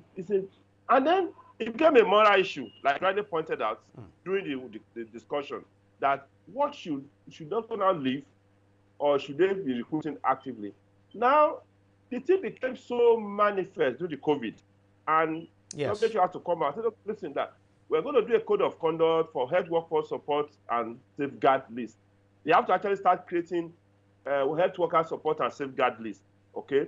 And then in that list, they have 3 codes, either amber color, red color, or green, as the case may be. Dr. Orugbeja, let me ask you this. How do you think this problem can be resolved? Because whether we like it or not, this is a problem. Our doctors are leaving. How do we stop this brain drain from happening? All right, thank you. That's a good question. Same question that is plaguing every stakeholder in the country, in Nigeria. I think the answer is simple. This is a question of the pull and the push, right? There are factors that are pulling doctors to stay back here. The fact that we are patriotic, we are trained here, we want to see how people do better, we have our families here. Then our welfare would also keep us here. What are the push? Insecurity, unemployment, poor welfareism. Those are the things pushing us out of the system. The same thing applies on the other side. You have the pull and the push as well. right? So we have factors out there that are encouraging doctors to opt for going out of the country. Better welfare package, better job satisfaction, better working conditions. So why can't we, what says we can't have the same thing here? Right? So why can't we improve the working conditions, and not just for doctors, for all health workers, right? Why can't we improve the working conditions? Why can't we invest in the health sector? Why can't we have better working facilities in our hospitals? Why can't we have better job satisfaction? Why can't we create the avenue for this job satisfaction? Look at the hospitals, very crowded. You have patients complaining. You go home knowing that you could have done better for your patients. At the end of the day, you can't feel satisfied when doing the same job. What about your career progression? You see, young graduates can't find slots for housemanship. They struggle to get that done. I can remember many of my time, and many of my colleagues who had to go to several states to write exams just to get a slot for housemanship. Same thing NYC. In fact, I had to be pushed out of NYC camp. I remember my year, right? Because my license was not ready yet, and also something I applied for several months prior to youth service call-up. You know, the things you find that your career progression is hampered at every step. Things that should be seamless, right? Plus for residency is another issue, right? It's now easier because so many doctors are out there and places are opening up for residency, but it's still not easy for many people, right? So if we can have these three things I've highlighted, okay, better welfare for health workers in general, career progressions. You know, people, some of my colleagues have not even gotten their license for this year, and this is why in April already, right? So things that can be done seamlessly. We find out that we have to struggle at every step, right? Talk about those of us in a residency training program. You know, very little support. We have to invest a lot to get these things, you know, to get our training done, and we hustle to get patients. Because some of us are in solving department, also to get patients up in the theater, because if we leave the system to it, some of them will not find themselves in the theater. And we need all these things for our training to keep going. So we find that the system is individually driven, right? The system is not encouraging, the system is not working. And when you have such a situation, it is discouraging for the average health worker. It's discouraging for the average doctor. You see your colleagues out there. I was talking to some of my colleagues in the UK in residency training, and they said they don't spend a dime on their training. Any pound spent is refunded. And most of them don't even down to their logos, they don't have to buy anything. Right? They are encouraged to get into training, they are encouraged to practice. And when you see that, and you look at your home country, and the decision is easy for most of us. Why don't you just go to where you are better appreciated and you have better working conditions, you have better working. All right. So the solution here is for our people to sit down and see how we can. We will definitely not be able to get a level playing ground, right? Because we're dealing with world-developed countries. But can we bridge the gap a bit so that the other factors that would encourage people to stay here would then come in, and we find that more people will stay here. In fact, other people that are out there might even be encouraged to come back to the country. Let me also ask you this. For these developed countries now, what do you think they can also do? Because apart from what we can do, what do you think they can also do? Because we've had suggestions of, look, some of the aids that are coming to Africa, why not use that, for instance, to fund doctors' training? Why not use that to probably help to pay doctors' salaries and all of that? Why not use some of those aids now to improve doctors' welfare? I mean, some of these aids now that are coming from developed world. So what role do you think they also have to play in this?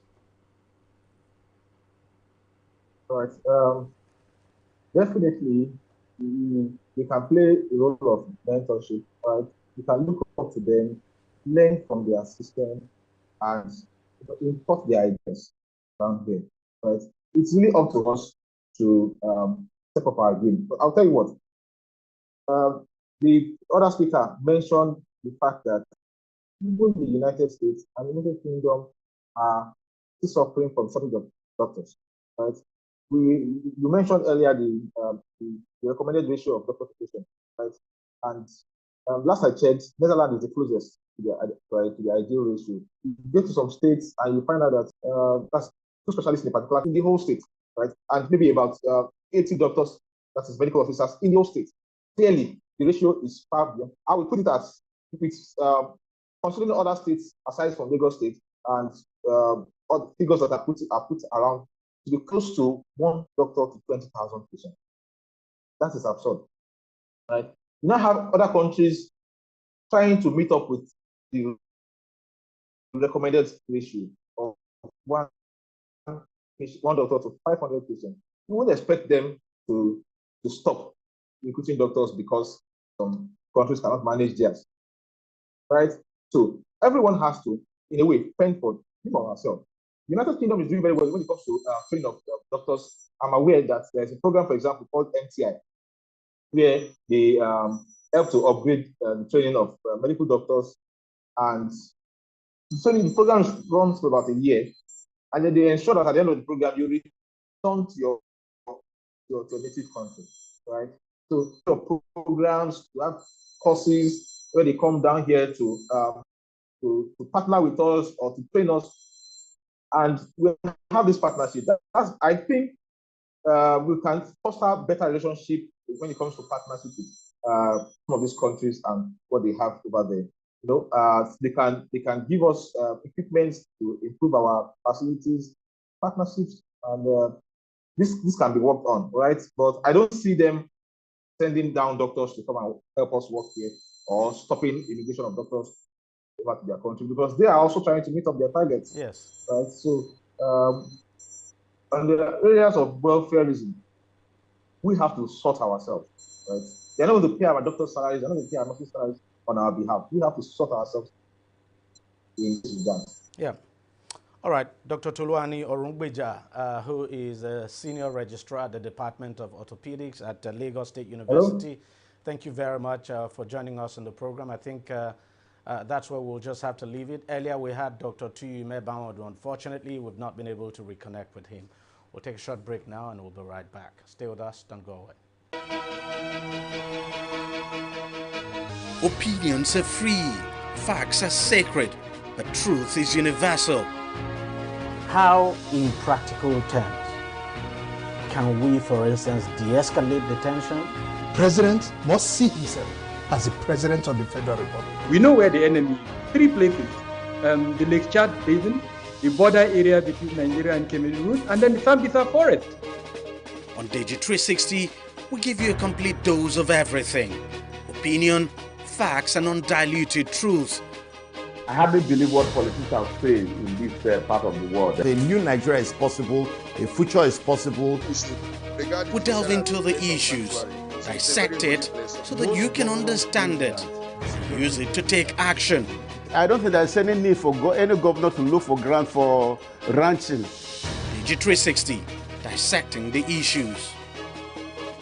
Welcome back. Now, the International Monetary Fund, IMF, has reiterated its advice to Nigeria to step up efforts to bring more people into the tax net and increase taxes as a means of generating revenue to cut borrowing. Speaking on tax reforms required, the IMF said emphasis should be on improving tax compliance and tax brackets, citing Nigeria's tax revenues as one of the lowest in the world. Now, these suggestions emerge from sidelines of the ongoing IMF World Bank spring meetings in Washington, D.C. In its latest fiscal monitor released on Thursday, the financial agency also restated the need for Nigeria to phase out its controversial petrol subsidy and redirect such funding to targeted subsidies on critical development drivers like health and education.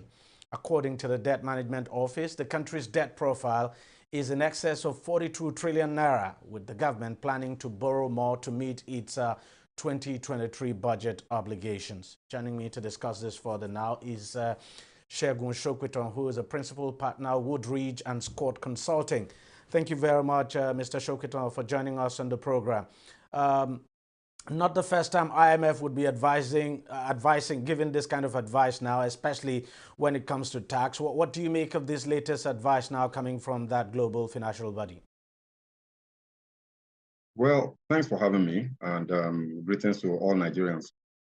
Look, like you say, you know, the IMF has been at this for a while, has always been advocating for the same general policy initiatives, or if you like, economic ideology, which typically tends towards the free market ideology, where they're saying, look, stop subsidies for petroleum and increase taxes. And of course, reduce borrowing in this case now. So yeah, I think the IMF has a very good point, especially with regards to our tax revenue challenge. You know, so we always say when we look at the Nigerian budget that the budget appears perhaps small, especially when you do it on a per capita basis. But I think that beyond the size of the budget, we need to look at the revenue question. The challenge that the federal government of Nigeria has faced for as long as I can remember is that we are simply not generating enough revenues as a country. You know, so that definitely needs critical attention. The IMF is spot on with regards to how to go about that. So we need to be talking about increasing our tax rates on the one hand, but in a very carefully articulated and carefully targeted way, such that you do not stifle growth and development, considering the fact that Nigeria is burdened with a very a heavy poverty population, a high population of people living below the poverty line. You know, so we need to increase our tax rates in a very targeted and careful way. We need to increase very critically the tax net, you know, and I think this is where our government has failed consistently over the years. To increase the tax net is not really as difficult as one might think, but the question is, if it's not as difficult, why have we not been able to do it? Because not quite long ago, we heard when the Minister of Finance at some point said, look, I think at the onset of this administration that just about 6 million Nigerians pay tax. I understand that number has gone up, but not so significantly. It's still very low, considered among the lowest even in Africa. So why is it so difficult for us to do that? Well, first of all, to put some context to that, that fact you just raised now about the size of our tax net, and maybe very closely related, you know, the revenue, the size of our revenue, the tax revenue of our Nigerian government. Just like the IMF report says, you know, in Africa, you'll be shocked to find that Nigeria, I think only one country is lower than Nigeria in terms of the tax to GDP ratio. Nigeria's tax to GDP ratio is 3.6%. Lower than countries like Togo, lower than countries like even the, you know, DR Congo that is at war, lower than, you know, like I said, it's one of the lowest in Africa, one of the lowest in the world, the fourth lowest in the world. And for a country with a population of 200 million plus, reputed to have well over 12 million registered SMEs, you find that this number is atrocious. And so now, to address the question of why it is so, I think it's very closely related to our lack of data as a country. So we do not have a very well unified and well-run identity data. We do not have a very well-run business identity data as well. So, you know, the ease of doing business conversation that we've had, you know, for quite a while now, is a question that needs to be looked at. We need to find a way to capture officially the small businesses that are operating in this country. We have millions and millions and millions of people that are running, you know, businesses on a very small scale, 50,000 to 100,000 naira in turnover, maybe per day, you know, that are completely below the radar. Those people need to be brought into the tax net and taxed in a very careful way that will not stifle their growth, that will not affect their revenues significantly. If we do this, our tax to GDP ratio can be doubled very easily. You know, we're almost at the bottom. So achieving a tax to GDP ratio of say 10% or 15% in the next 2 to 3 years is actually a very reasonable target. But, you know, it will take some very well articulated policy initiatives from the government. Now, you did talk about raising the rate and of course, expanding the tax net. Some people have argued that rather than raise rate, maybe the government should just concentrate on expanding the tax net. That because as at the moment, since you do not have enough people paying tax, why not get more people to pay tax first before you now begin to talk about raising the rate? I'm just wondering, which should come first? Yeah, you're right, especially when you do look at the fact that our poverty challenge, the fact that you have 133 million people living in multidimensional poverty, and if you look beyond multidimensional poverty, you probably have some people that you still add to that number. However, it's not. I don't think it would be enough to increase the tax net, because if it were that easy, especially for our governments and their notorious inefficiency, notorious perhaps incompetence, then they would have done it. So I think, yes, we must raise the tax rates, but it has to be carefully targeted. And again, you have to wonder who the people are that are crafting our fiscal policies. So for example, raising tax rates with regards to luxury goods will be one very easy win. Raising tax rate with regards to excise duties, where you're taxing things that people really don't need, to survive on a daily basis, will be another very quick win. So we can raise tax rates. We can look at capital gains tax, for example, as another area where we can carefully, everything must be carefully done so you don't affect growth and you don't stifle development. But tax rates can be raised. And because you will be targeting the upper income class, both in terms of individuals and large corporates, you can actually generate a significant volume of additional revenue based on increasing tax rates. It will be a quick win and a low-hanging fruit. The more difficult one is increasing the tax net. So yes, it might sound like it's better to increase the tax net, but because this is tied directly to availability of data and registration of businesses, capturing of business activities, and all of that, then it will take a bit more time to achieve than just carefully targeting tax rates at specific sectors and specific players within the economy. I understand you perfectly. Let's talk about the issue of subsidy coming up once again. It's not the first time we would get this advice from the IMF asking us to remove subsidy. The government has said it's going to do that by June, probably before then, before this government leaves. It appears everything is in place to get the subsidy removed, even though the refineries, as some would say, are not working yet. But the way it's looking, it's beginning to look like the next government, this is going to be something that the next government will have to decide how it should deal with it. Now, what do you think about this whole issue about subsidy removal? Look, again, Deji, we have been on this subsidy thing for as long as I can remember. And the most recent significant effort towards the removal of subsidy happened in 2012. And you remember the Occupy Nigeria protests. Yes. Was wide-ranging, and happened all over the country. The mantra then of people in opposition to subsidy removal was, do not kill subsidies, kill the corruption that is within the subsidy system. And I think that the argument has not changed. At that time, the then Minister of Finance and the central bank governor promised that within 3 years of subsidy removal at that time, that they would have, I think they said, 4 additional greenfield refineries in addition to the 4 existing government refineries. That was 12 years ago. 12 years. As we speak now, we do not have 1 single additional refinery from government, and we only have that one by the private operator that is about to take off. So you have to ask yourself, we do need to take the subsidies out, but why have we not addressed the fundamental issues that must precede removal of subsidy? Local production, very, very critical. If we are not producing petroleum products locally, removal of subsidy entirely will kill the economy. It will kill the economy.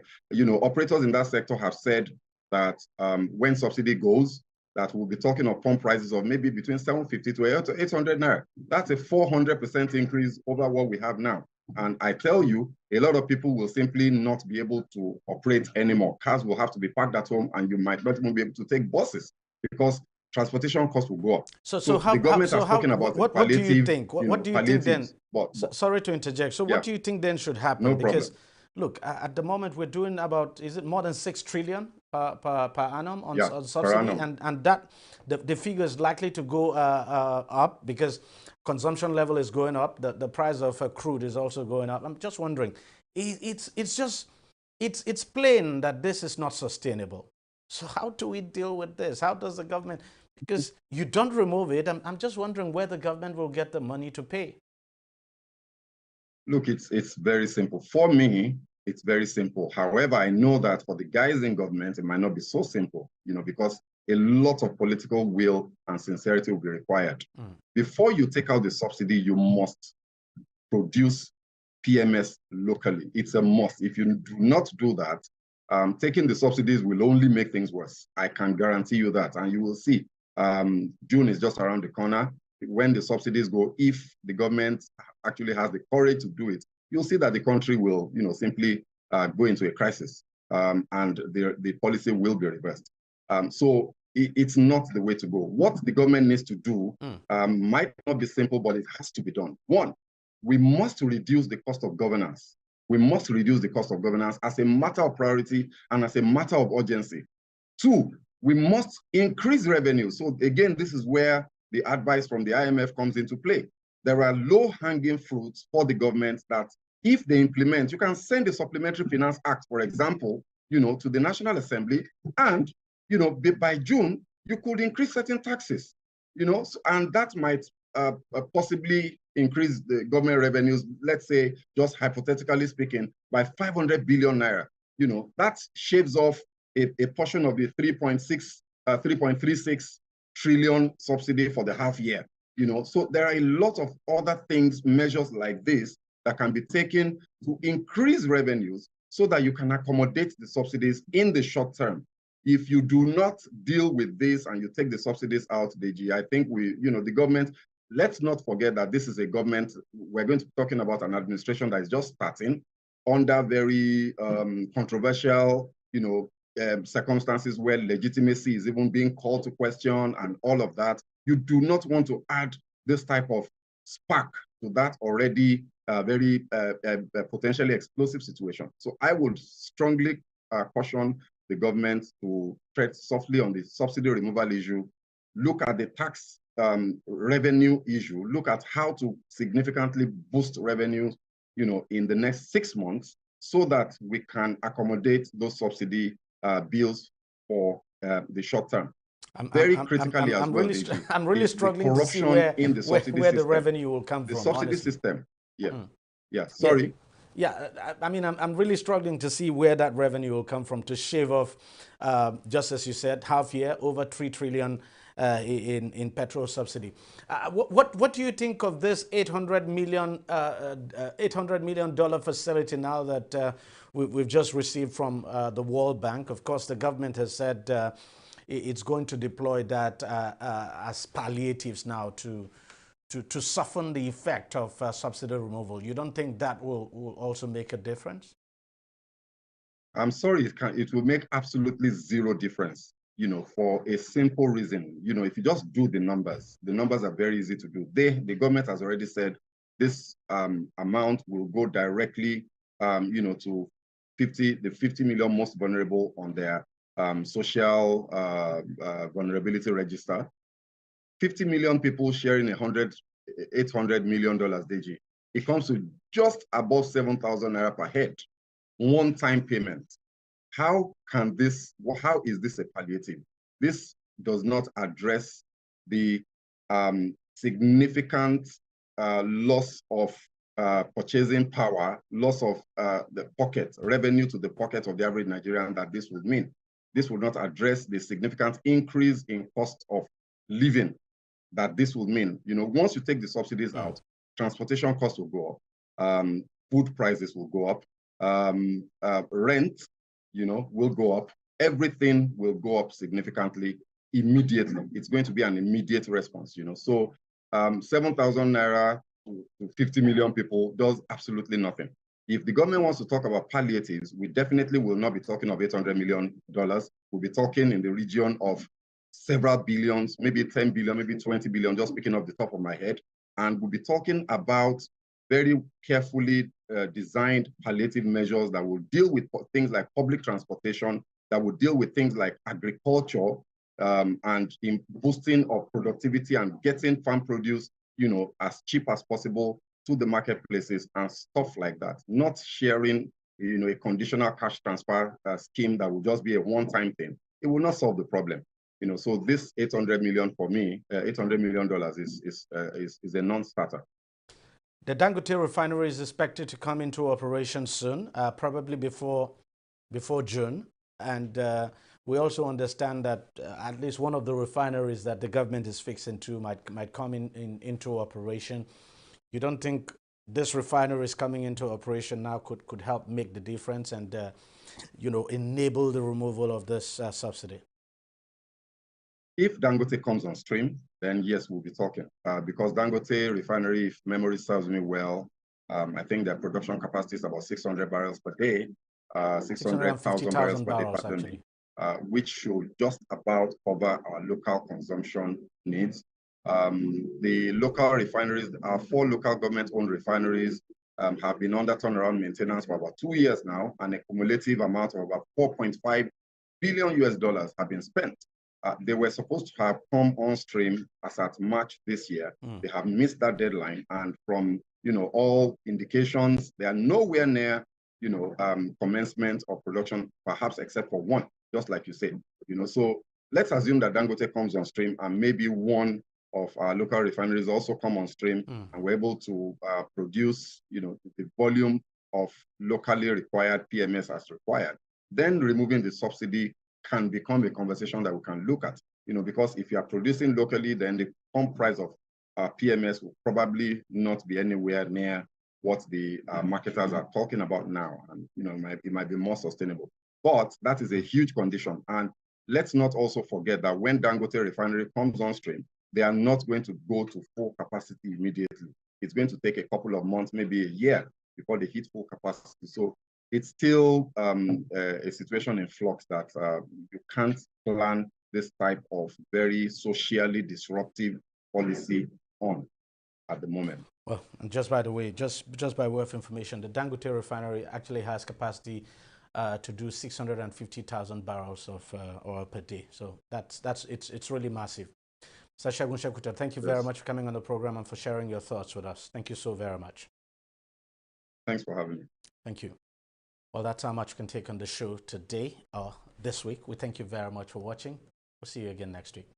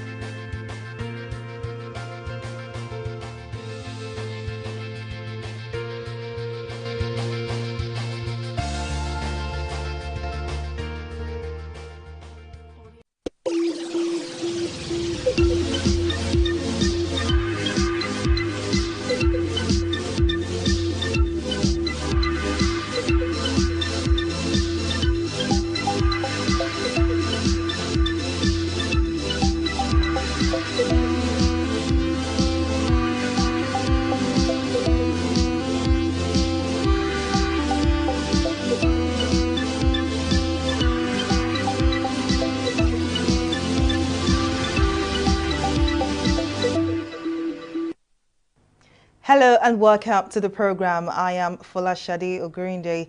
Nigeria's economy in the first quarter of 2023 experienced some unprecedented upheavals, from the cash scarcity occasioned by the CBN's Naira redesign policy to the interest rate hike of 18%. The economic health of the nation has become more and more worrying. In its latest report, the National Bureau of Statistics disclosed that Nigeria's total public debt stock hit 46.25 trillion naira in the fourth quarter of 2022, growing by 4.96% in the quarter under review. Well, joining me to discuss this further is Segun Sopiton, Principal Partner at Woodridge and Scott Consulting. Thank you as always for joining us.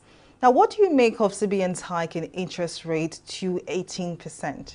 Well, thanks for having me.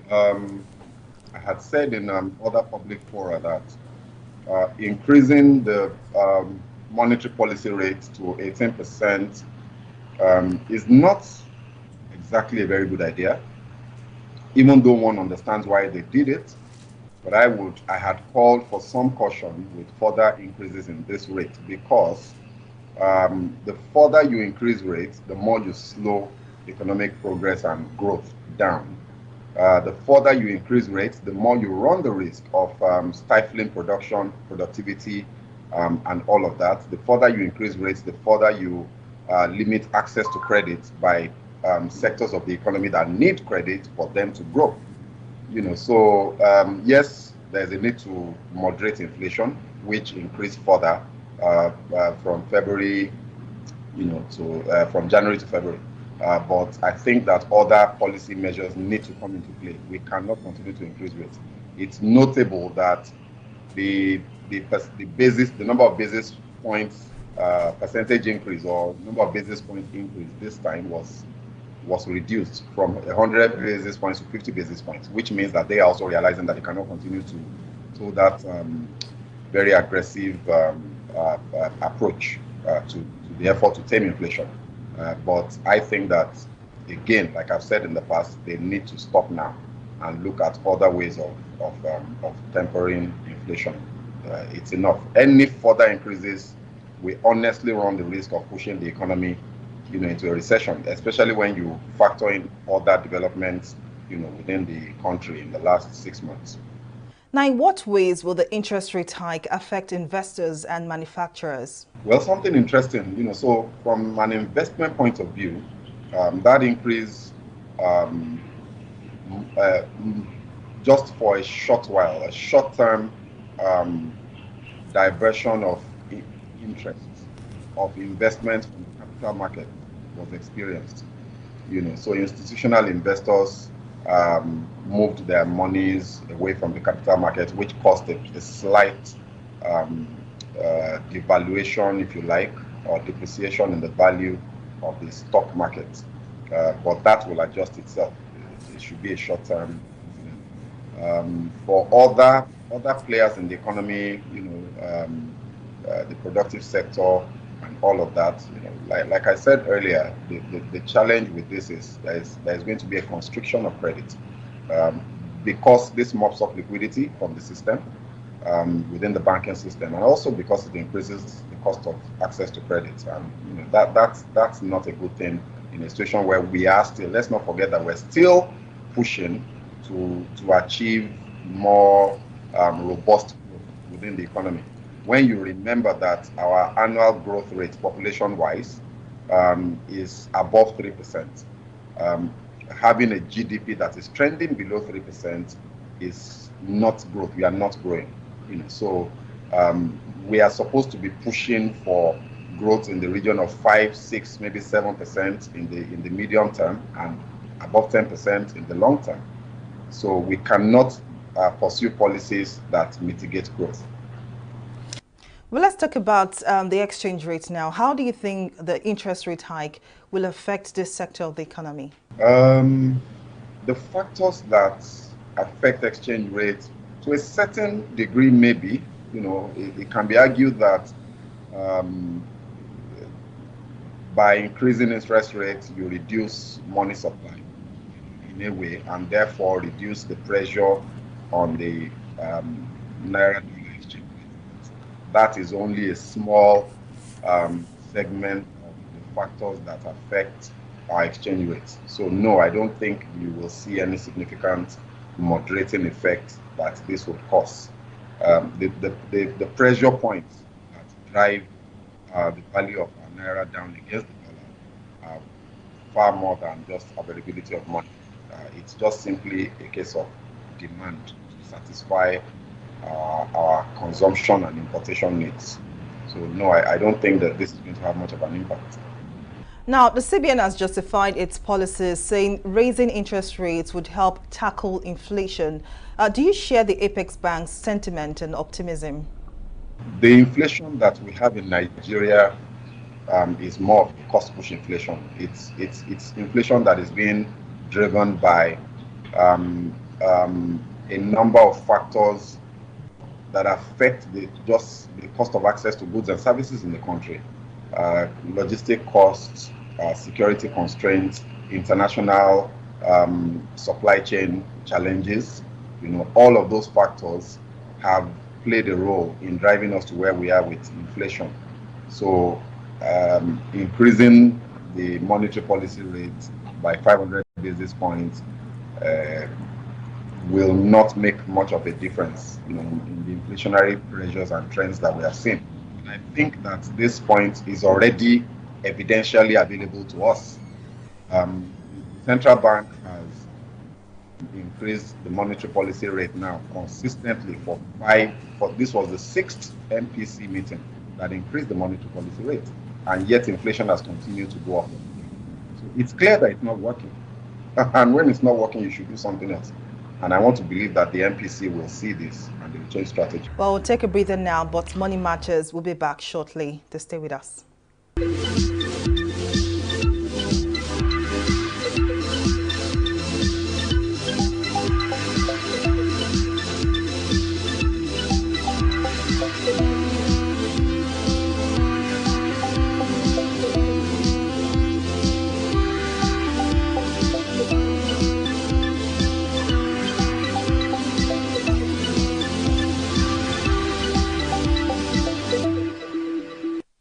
Welcome back to the program. If you're just joining us, I've been talking to Segun Shokwiton, principal partner at Woodridge and Scott Consulting, on some of Nigeria's burning economic issues. Thank you so much for joining us. Now, the federal government is expected to scrap fuel subsidy by mid-2023. In what ways will this affect CBN's control of inflationary pressure? Very, very clearly and very obviously, once you take subsidy out, what automatically happens is that a fundamental input into the productive activities of the country, our economy, will have its costs increase significantly by over 350%. The players, the stakeholders within that sector have told us, there was news that came out yesterday and this morning, that once subsidy goes, we should expect pump price of petrol to trend around between 700 to 750, maybe 800 naira per litre. When you bear in mind that as I speak now, the average pump price is about 200 naira, you realize that that is potentially up to a 400% increase in an item that is a significant proportion of the cost of businesses and the cost of individuals in this country. When you combine that with increasing interest rates and what that could do to the cost of goods, you can only see this resulting in very, very serious inflationary pressures. And I think that because of that, it is unlikely that the federal government will go ahead with this policy. And I want to strongly advise that it do not. There are fundamental issues that must be addressed before subsidy removal begins to make sense. We understand the arguments in support of subsidy removal, but it cannot be done in isolation of the fundamental reasons why importation of petroleum is pretty much 100% in terms of satisfying our local consumption needs. So ability to refine products locally, for example, must be addressed before you can talk about subsidy removal. Another thing that can be addressed is the corruption within the subsidy system. If the government is able to fish out the people that are collecting subsidies without bringing any product in, then the subsidy volumes will go down. So removing the subsidies now without dealing with these issues will simply be transferring the costs of the inefficiencies of government to the citizens, and that will not be right.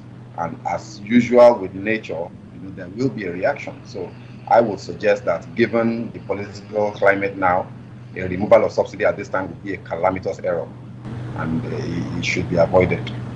Well, many have also argued that the federal government must provide its citizens with necessary economic drivers to cushion the adverse effects of fuel subsidy removal. But would these palliatives, so to speak, have any real impact? Look, the Minister of Budget and National Planning came out 2 weeks ago to categorically declare to the Nigerian public that the government has not even commenced any conversation around providing palliative measures, that they are not, it's not something that they're contemplating.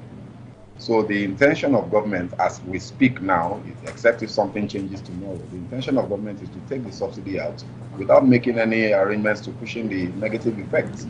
So I really don't understand what's driving this type of thinking. If you wanted to provide palliatives, you have to look at the cost components in the average Nigeria's, say, monthly spend, and look for a way to provide alternatives, either provide alternatives to those cost components or directly subsidize them, which again begs the question, why remove the subsidy in the first place? So if you take the subsidies out, what have you done about mass public transportation? Maybe trains or a larger availability of big buses that can move large numbers of people simultaneously. What about the cost of food, which would also be impacted, by subsidy removal? What about, there's so many other things that will be impacted directly by this thing, and the government ought to come out with a clear program that would deal with the short-term, very negative impact of increases in the cost of those items to Nigerians before they even talk about subsidy. But the Minister of National Planning has been very categorical that they are not making any such plans. So it remains to be seen how they want to navigate this very, very delicate matter. Now, many thought leaders have argued that monies used for subsidy can be used for other important economic needs of the nation. How do you react to that argument? I'm sure from everything I've said, you can see that I don't support subsidy removal. So that argument may look true on the face of it if you don't do a critical analysis and introspection.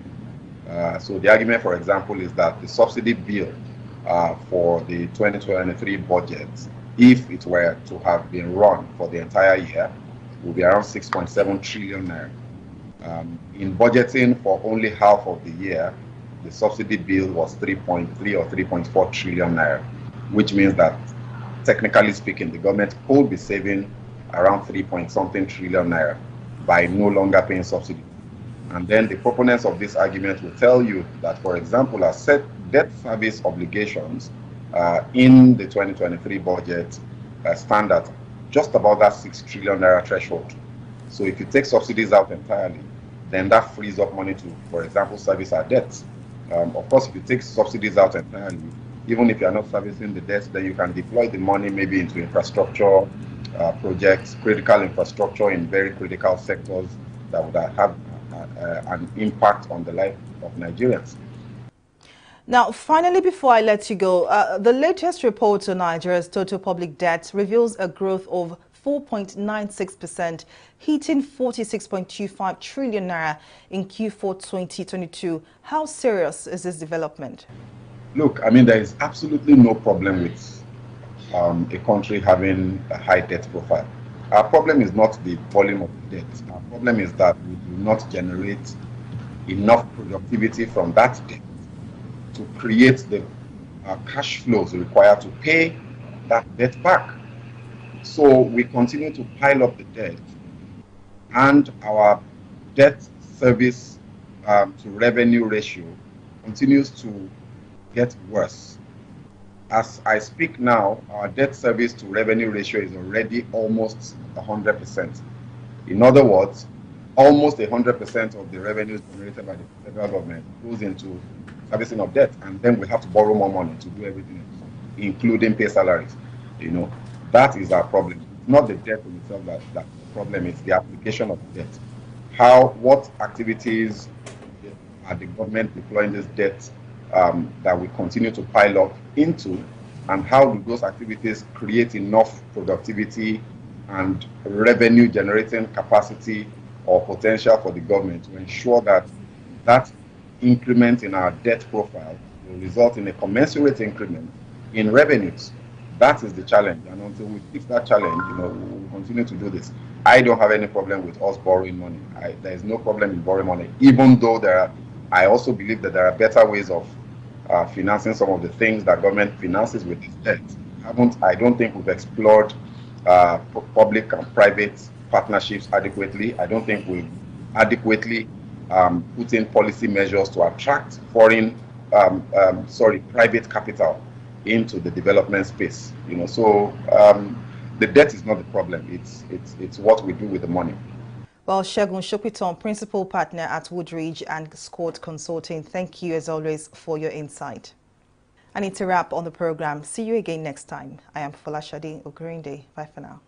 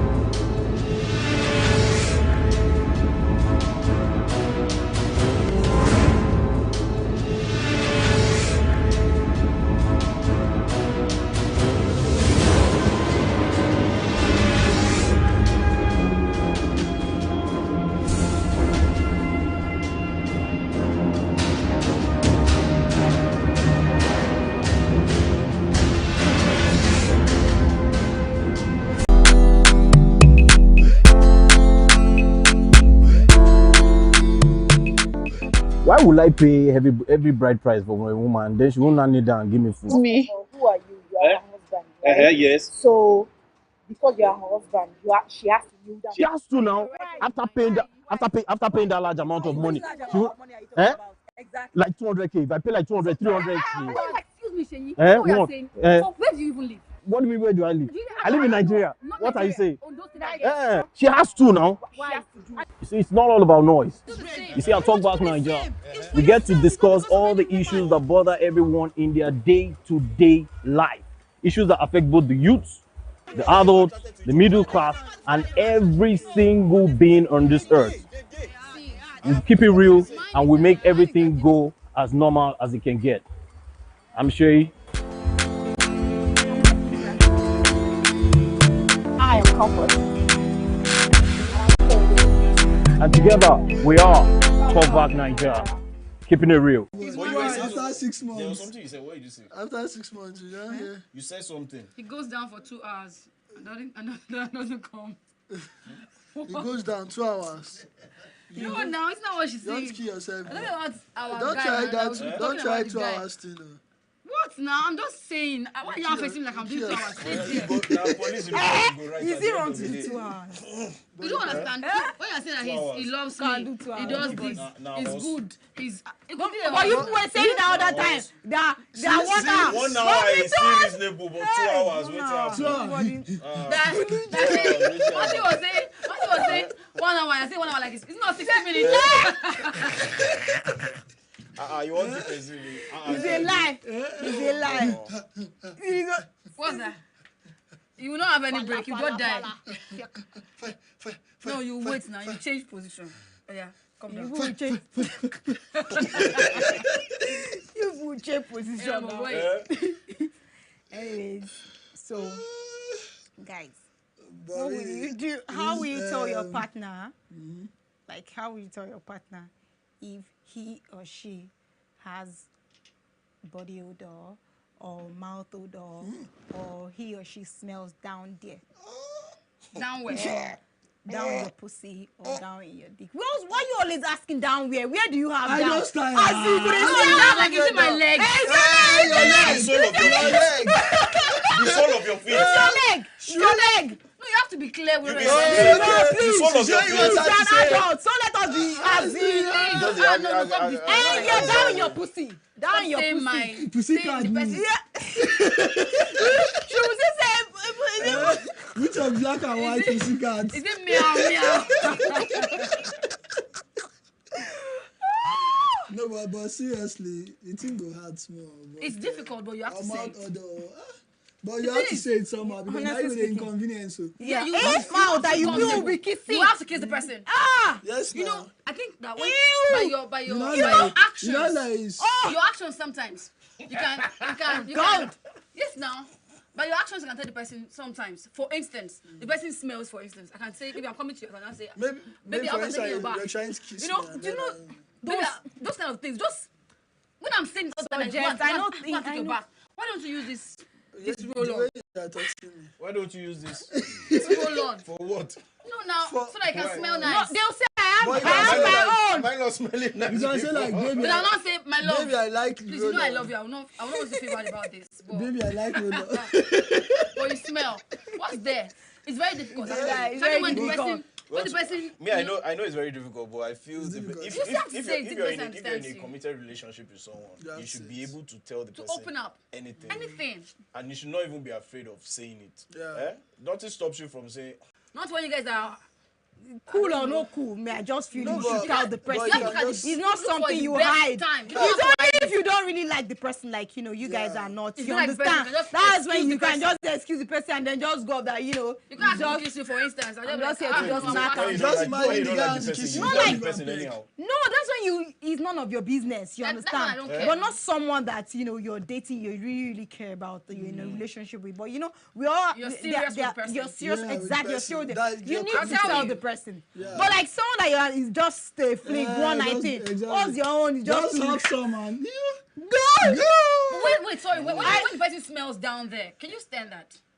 That's. Oh boy, I don't.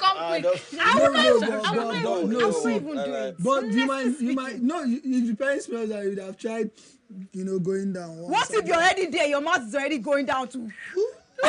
What will you do? I'll take half of mine. You do what? There's a vomit they call half of mine. Honestly speaking, doesn't even. Anyway, I just feel like there's just a way you put it down. But I know that that thing is not increase the buying of toiletries. But there are some people that even when you still buy them, they will not notice. They will not take note. There's some people that is very, very strong. But you guys are going to shout together now. So some people it needs is medical. You know there's some people that is medical, you understand? So it's not even when they do all those things, you understand? You have to still go and seek medical help. No, but don't die. I just believe that is something, you know, just try to help them take care of themselves. That's you understand? Right, it's not only, you know, you take care of themselves, you tell them, oh babe, you understand? You have to have your back. Nobody's saying you're not going to help them take care of themselves, but the thing is, it's how to say it, how to present it. Exactly. I know, and that I don't think there should be any special protocol. Yeah. You lie, you now go and say, babe, you're smelling. How we should do your girlfriend? Your girlfriend. Let me tell you. It's just the way me, I will tell you something. Her self-esteem. I will tell my babe something. How would you tell your babe? It will affect your self-esteem. Trust me. I feel like that's the way you're going to put it. Is there something wrong? I don't know. Is there something wrong? Can you say that? This place, the bow. No, Shay, you can't say that. You can't say that. You can't even say that. How will you tell the person your girlfriend that you care about? That babe, you dey back. Let me tell you something to affect my self-esteem. It will affect my self-esteem if you tell me like that. It will affect your self-esteem. It will affect my self-esteem if you talk to me. Someone that I care about. Are you not going to tell me that? Baby, they what is rude? Come on, you go tell babe, say she don't get. What is rude and bad in how I said it? You did that. Baby, they buy. That's not rude. How is that not rude? For example, I come meet you, Corridor, babe, now. You have to find a loving atmosphere. Oh, I noticed for like 2 days now. That place is I've been bad. buying. What's happening now? There's nothing rude there now. There's something rude there. Let me tell you. Wait. I feel like scenario. That is his own scenario. He said for like 2 days now. That means the person started smelling. Not like the person has it like. How do you know that you are told? Do you know there's some people that normally nice way women on our period we smell. Do you understand? So you need to be sure. You need to be sure before you tell your girl that baby, what if she was on her period? What did I say? You said like 2 days. I said now. I've noticed for like 2 days You now. dey gba. You now say you dey gba. Now that That day. You always know you dey gba. For me, if you tell me that kind of thing, from your girlfriend, you tell me that. That's very It's rude. going to affect my self-esteem. For what? Because I feel like you. No, wait, you dey said gba. you dey gba. See, but should I say? now? I've noticed. Wait. No, I'm I should actually. come and How meet should you I and say? say, I've noticed. I've noticed that your scent in there. You don't have to say that. You don't have to. How do you want me to say it? You can't. Let me tell you guys are How do you want sure me you to can say just bring Detto and just say. You understand? See, Just trust say, me. You would have let me just offered add a little Detto. before you even say that. You would have Waiting offered to some. cure for there. That's what I'm saying. That you need to be sure. It could be just. It could just be the time of the month. If it's a one-time thing, like okay, it happened the first day, the second day it didn't happen. You can say okay, probably maybe she was on a period or she stretched herself or something. Yeah. But Or she wore all these tights. You know, you 4 can make that days place ahead, stop. 1 week, and I'm still noticing the same foul smell or body odor or mouth odor or mouth odor. See, let me tell you Mouth odor something. thing. Mouth easier odor to thing. say than that one that you're talking about. No, Which one? Mouth odor, if you want kiss you, just give her a help. That's what makes it worse. Will you not even now kiss you? So you not kiss your girlfriend? Early in the morning kiss now, you go to wait for that. We don't conquer. No, when you don't brush teeth now, that I mean early morning, only that one. Those way get mouth. Some people do this even when they brush, it still smell. That's why I'm saying that one is medical. That one is medical. It's called halitosis. So, but they have this thing they use. Some of those. Like spray. So that kind of thing you can breath just. freshener. Me, I just see you just buy plenty breath freshener. I just feel that you tell your girl that you care about, babe. You dey gba. If I don't care about her, I won't tell her. Me, I can't. I don't care about her. No one cares about her. Yes. Instead, I will tell people outside. I will tell my guys. It's the way you put you know, it down. I won't go and tell my guy. I won't go and tell my boyfriend. That's why she was saying if it's a babe I care about, I won't tell her. I'm not saying as in like that. that. Tell her. The more reason the way you because say if it's a babe I care about, I want to believe we are friends. We are not just lovers. So we are friends. I know. And there is nothing I can't tell you. There's no so way I you can't say, tell you. babe, you dey bad here. There's no way to affect. Why will you have your self-esteem? I'm not saying it in the presence of everybody now. It now. doesn't matter. It's all. I think you guys it's all can be because that open to actually say this thing. Say something. Yes, now. Let me tell you, do you understand? Is it okay? You want me to write an application letter? Application to tell you that. No one is saying write application letter. No one is saying write application letter. I should buy flowers before I tell her. No one is saying all those. Shay, you're just being extra. No one is saying you should do all those ones. I'm not being extra. You guys are saying what you guys are saying is like there's like a protocol you must follow. No one is saying a protocol. We just know that it's something. Okay, ordinarily, let me tell you something. Ordinarily, when you tell a guy, when you even tell a girl that, see, baby, you're sweating. Why are you sweating? She won't, let me tell you. She won't even be okay. She'll start checking her clothes. I'm like, God, why am I sweating? You understand? She'll start feeling like she's smelling. Like because of her sweat. You're not saying that this thing. I feel like going home. I don't feel clean. She gets uncomfortable. You're saying that this thing. You now say that, babe, you dey bad here. I don't tell them plenty times. That babe, you dey bad. Okay, you roll with so many bad girls. Anyway, maybe because I'm quite a funny person to a certain extent. There's a way I would say that she will even laugh self. She will just see it as a joke, but she knows I'm passing across a message. Like, let me tell you, she will laugh. I can just look at you like, if I notice that you're sweating like that. There's nobody. They do GP tank for your armpits. She could just take her and say, she don't notice, but you.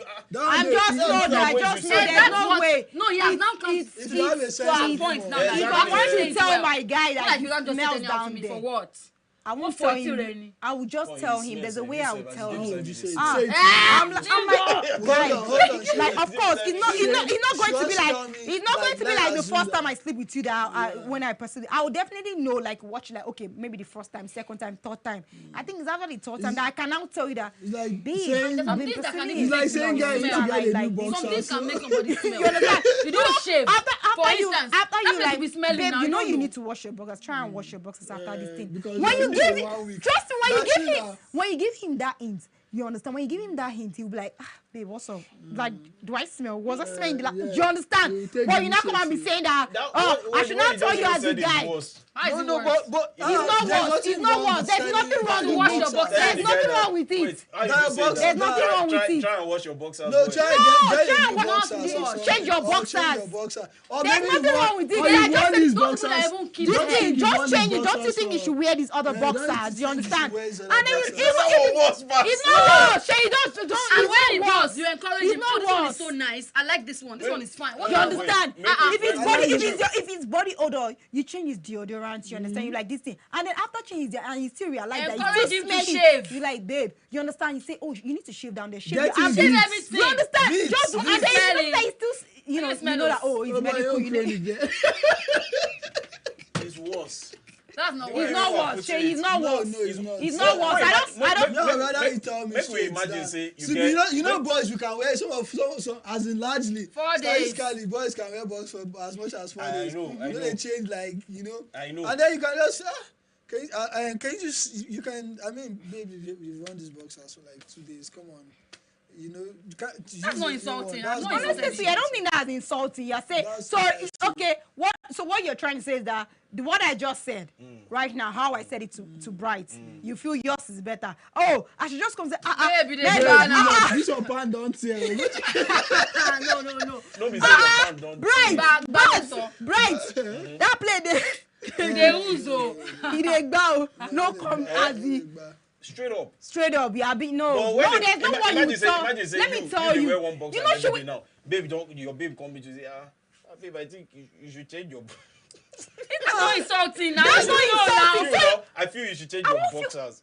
I won't feel anyhow. You feel that is this girl trying to insult me that I've only it's not insult. There's no way. There's no way. Your girlfriend. I'll feel like. Let me tell you something. I'll feel like you don't care about me. That's why you talk to me like that. You are just like. It's just like someone. It's just like someone that wants to. No, I won't take it there. It's just like someone that wants to. I won't take it wrong. Even if you tell me that, babe, you need to change your undies or something. I'll be like, okay, no problem. It's just you are giving him. The only thing you are doing is you are cutting the branches, but it's the tree you want to uproot. Forget.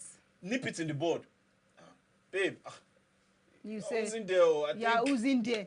Shay, please, let's be realistic. If I tell you that, how will you feel? She won't run with you again. What are you saying? Let me tell you, if you tell me that, I'll just feel like you don't care about me. That's why you talk to me anyhow. That's how I'm going to. That's why you. To me, that to affect the sound is even fragile. It's someone like me to affect my self-esteem. You talk to me like that. It's to affect my action. I'm engaging her. I'm not saying. Do you have an infection? Do you have an infection? It's different from me saying. Change your panties. This is even worse. You cannot ask me why should I change my panties. You will not come back to what you did. I'm saying because you're oozing there. Because you're oozing. But just say that. I noticed the foul smell. Do you have an infection? You have an infection. Honestly, that's even worse. You are saying the way you are saying you have an infection. You are saying it. Why do you have an infection? That way you are saying it that it's not her fault. Probably something is wrong. You don't say you have an infection. Like seriously? Do you know? Okay, if I come on me to Shay, if I tell you, you are lying. Shay, you are lying. Shay, you are lying. If I come on me and tell you that Shay, man, do you have an infection? Won't you feel like, so you think I'm unfaithful? You understand? I'm cheating on you. You understand? Because TBSTD. You want to hate me? TBSTD. It could be this thing. You know all these syphilis, I don't know. Toilet infection. Because when you share toilet, what's that? Yes, you understand. It could be something like that. You don't just say that to someone that you have an infection. Girls, it be like you need to be realistic. Honestly, if you tell me that it's going to honestly speaking, I'm going to feel like maybe you don't care about me. That's why you talk to me like that. I care about you. That's why I told you. That's why you know. That's why I told you that. Bright. You can tell me, but please give me a good approach. If your girl comes to meet you and tells you, that's like a babe I don't care about. A guy might not take it serious. Serious than a girl. A girl. A babe I don't care about, and I probably want to hit her again. I'll just tell her, babe, when next you're coming, please try as much as possible. Make sure you don't smell down there. Please try as much as possible to wash down there. Wash I don't care about with you. hypo. I don't tell you. So you tell your girlfriend, baby, okay, let me give you an example. Do you know, there are times I used to tell wig, you know, say girls' wigs have been smelled too. Yeah. That time when they go party, now they groove. If you just inhale her like this, you will not be like say they do that wrong before your belly. It will smell kerosene. When they preserve. Now, do you know, most times I was saying it like outright. Back in school, they were saying I was rude. I was saying, please don't, this is your wig. As in, because we join line now. And then you're standing behind it.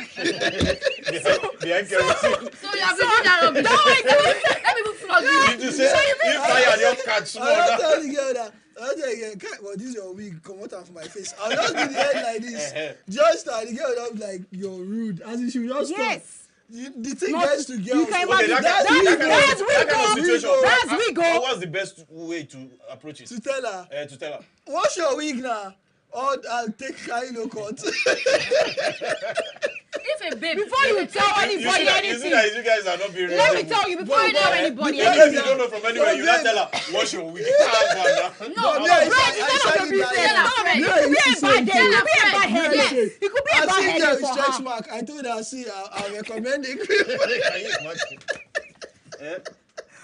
Go ahead. If a lady tells that your head smelling, that same person with stretch mark, you can tell her that, do you gym? It's wrong. It's not your business. It's just that I should go and meet a fast person, and then I should go and meet someone that is bigger than me. Tell them, don't you think you need to hit the gym? What's my business? That's so wrong. What's the difference? But the truth of the matter, you're just trying to. Okay, how am I mixing it up? Okay. Do you know? I said a girl one day I was coming to the office. Let me not lie. I said a girl. I think she had skills like small, all these, eczema kind of skills. So I was just like, I did. She was sitting by me and verifying. I just said, I have something I can recommend for you. That was what I just said. You know, she said she now went. Advice wait now, she just went. Wait now, calm down. It's just like people. Honestly, I think that don't mind I'm trying to help her now. Do you know if she has Are you a helper?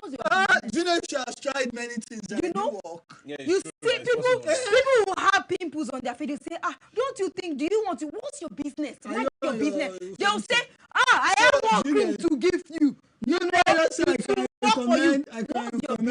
She unsolicited advice. I know you've been using none of your business. It doesn't really work. If it's your partner that has the pimples, how will you approach it? If it's my what? I'll start peeling the boyfriend that has pimples. pimples. That's my boyfriend. Of course, I will tell my. That's my business. Not someone that is working on the road. How will you tell him? How will you tell him?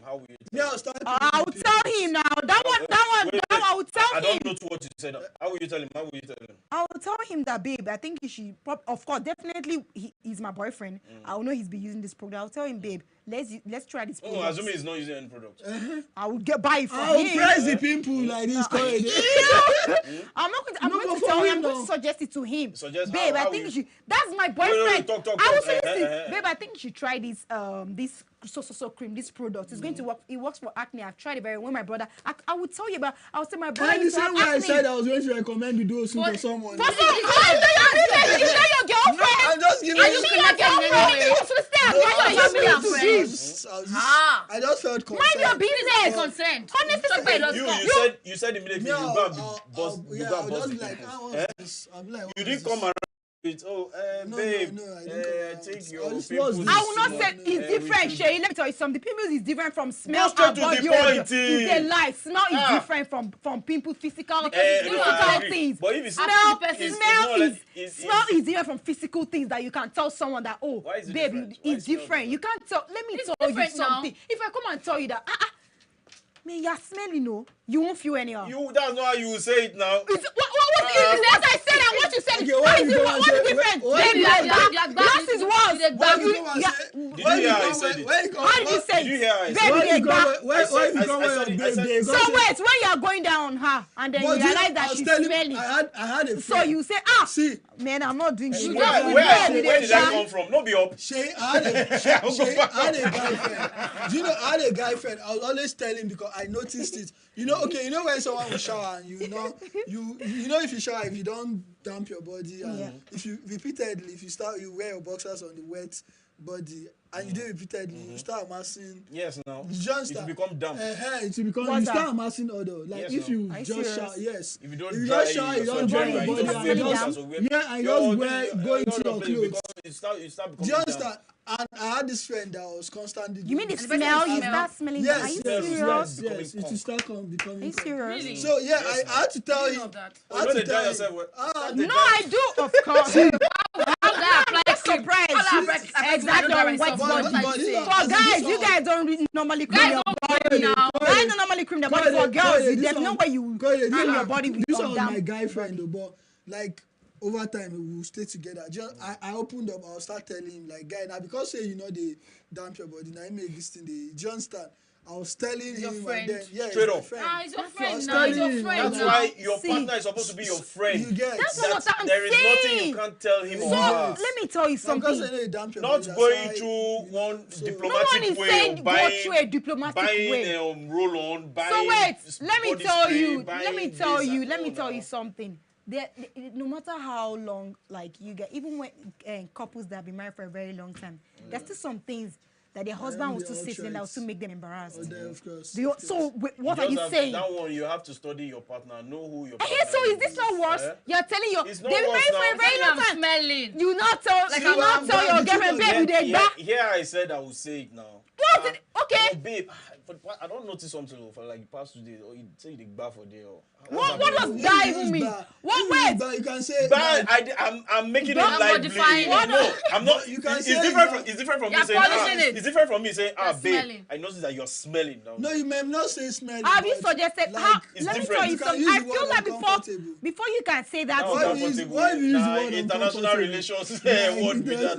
I feel like for my guy, if I notice that he smells down there, just like I said, the first time, second, I need to be sure because it could just be like maybe exactly. First time, second time, third time. After the third time, like I would suggest, oh babe, I think you should be wearing your boxers just once. You understand? Make sure you wash your boxers. And then you can even tell your girl that I have only one boxers. Please go. There's nobody. I'm giving you a typical guy's response.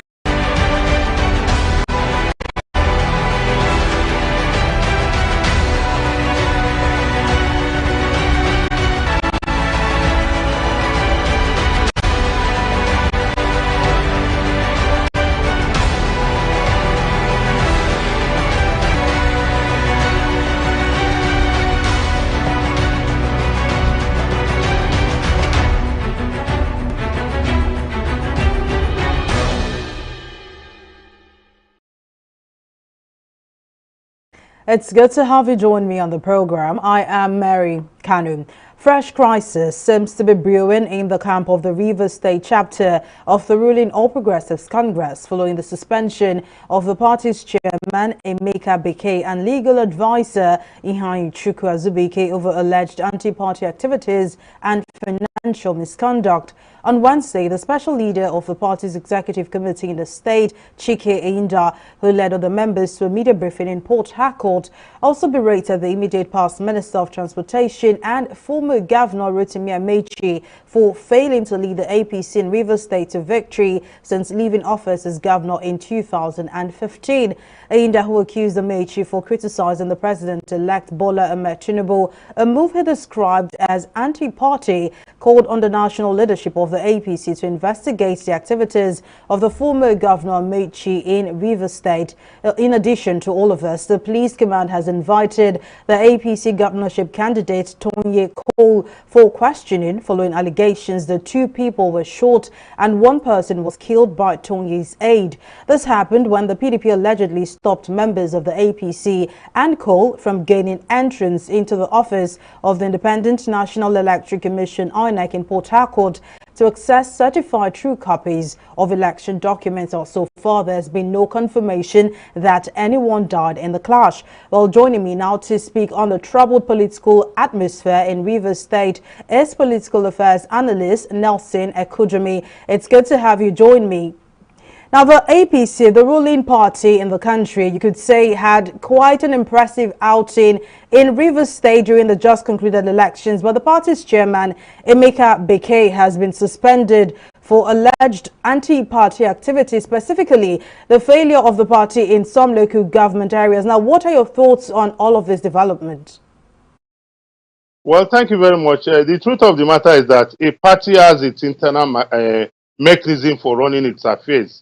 And where members are found, to have flouted the rules of engagement within a political party, the party also has the dispute resolution mechanism whereby the party can mete out disciplinary sanctions to members. But in meting out disciplinary sanctions to members, it is expected that the party will, comply with the rules of the party, which is to give the alleged member the right to fair hearing. And where that is not done, the party is liable to be, taken to court by that member, and who will seek the upturning of his or her suspension. So whatever happens within a party we must recognize that that party is recognized or registered under the laws of Nigeria as a corporate entity or as a political organization, and the party has the right to conduct its affairs in line with provisions of the constitution. So it's not a new thing that a party is suspending its member. It's what happens every day, and because the party is people by human beings, there's no way you now find some persons who will feel that they can do and undo, forgetting that the party is governed by laws, just like the country is. But this crisis between the APC and the PDP has long been on ground even before the 2023 general elections. Now, it seems to be getting worse. What exactly, many would like to know, what exactly is the reason behind this seeming animosity? Well, it's a clash of interests. Don't forget that the former governor of the state, Right Honorable Chibuike Amechi, the erstwhile Minister for Transportation, was a speaker of the Rivers State House of Assembly for 2 terms of 8 years. He was the governor of the state 2 terms for 8 years before, leading his new party under the PDP. He was governor under the PDP until he defected around 2014 thereabout to the APC, and he was part of the frontline members of the APC that led the APC to victory in the 2015 general election.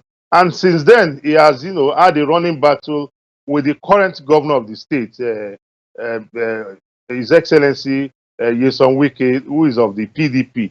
And since 2015, there has been no love lost between, both camps, that's the PDP and the APC.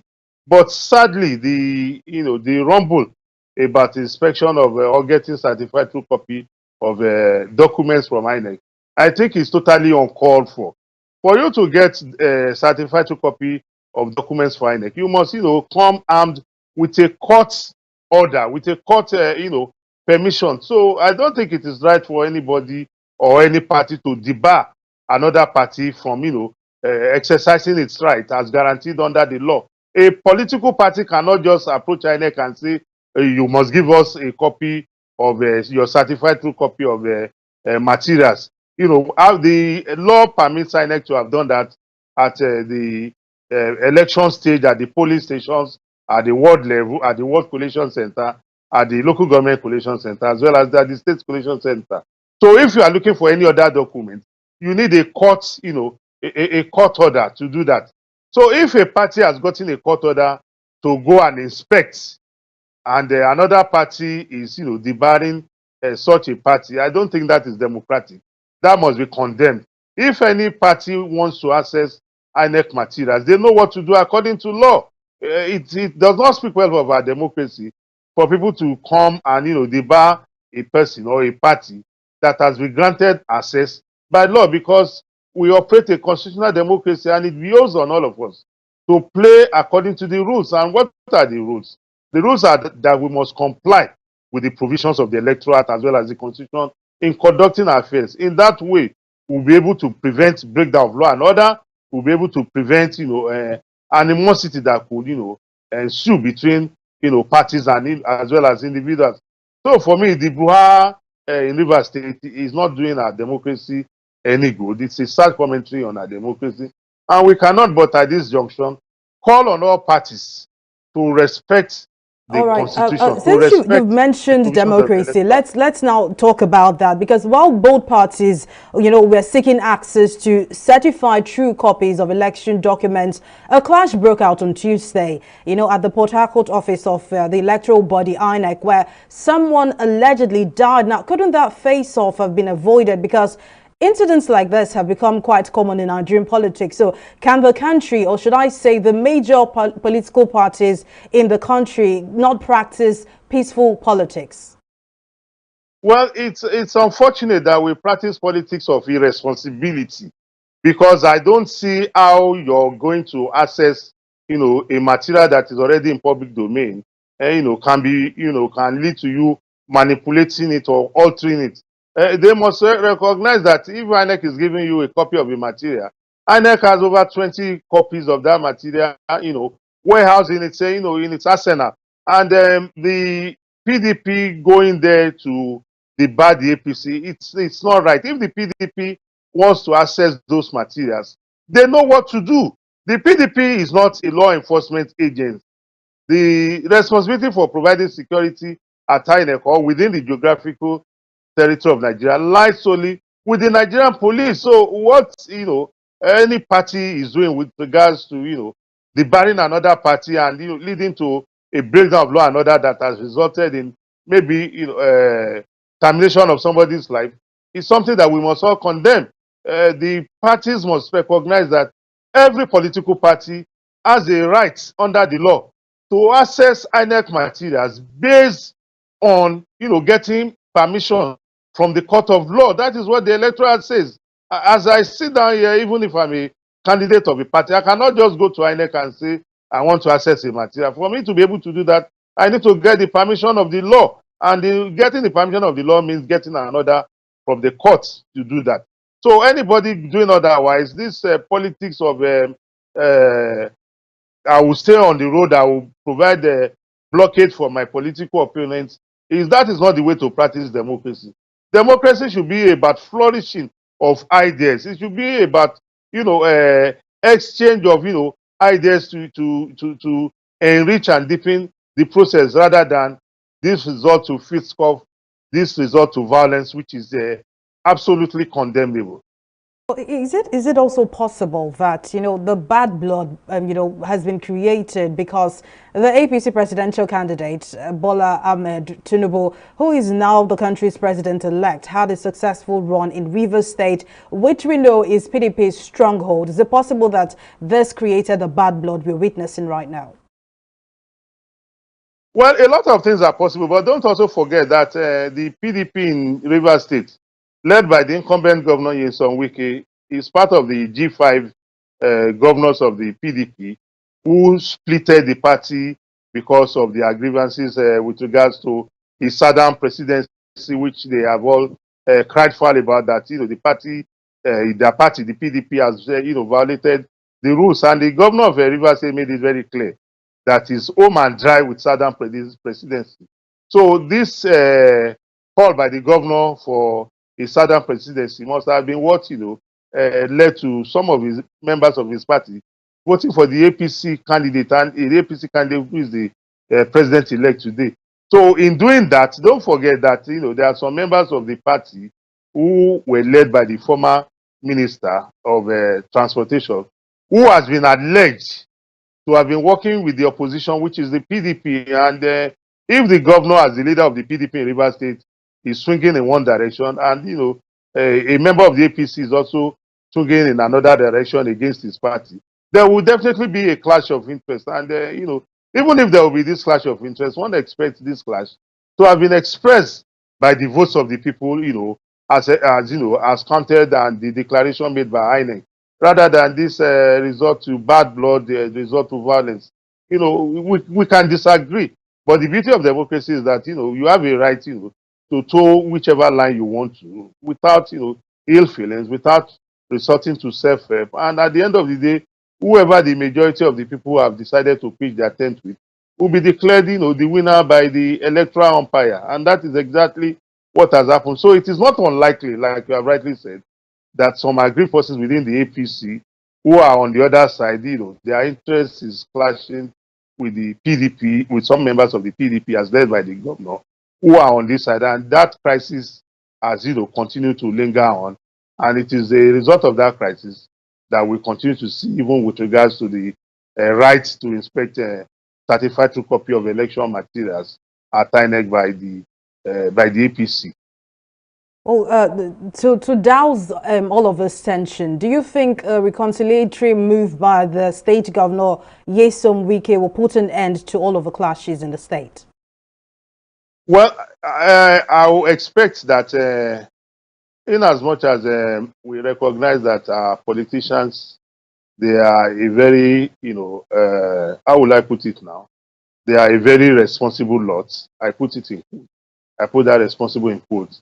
I will expect that the APC, if it had gone, to INEC and they have been barred from assessing the materials, the most logical thing for them to do at this point in time is not to take the laws into their hands, but rather to go back to the court and inform the court that your order is being undermined by XYZ. Then the court itself will take, judicial notice of that, subversion, that violation of his order, and do the needful.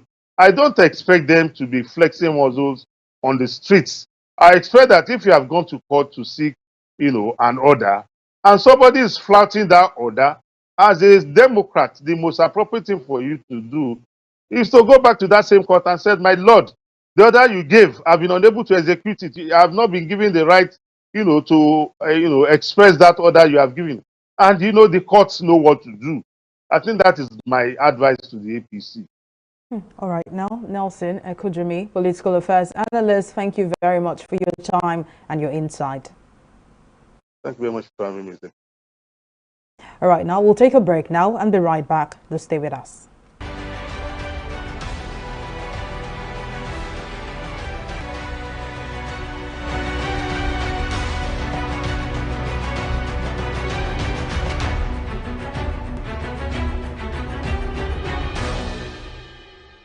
All right, welcome back to the program. We're still talking about the crisis in Rivers State between the two major political parties in the country, that is the All Progressives Congress and the People's Democratic Party. And joining me now to speak more on this is the former Deputy Publicity Secretary of the People's Democratic Party, Diron Odeyemi. It's good to have you join me on the program.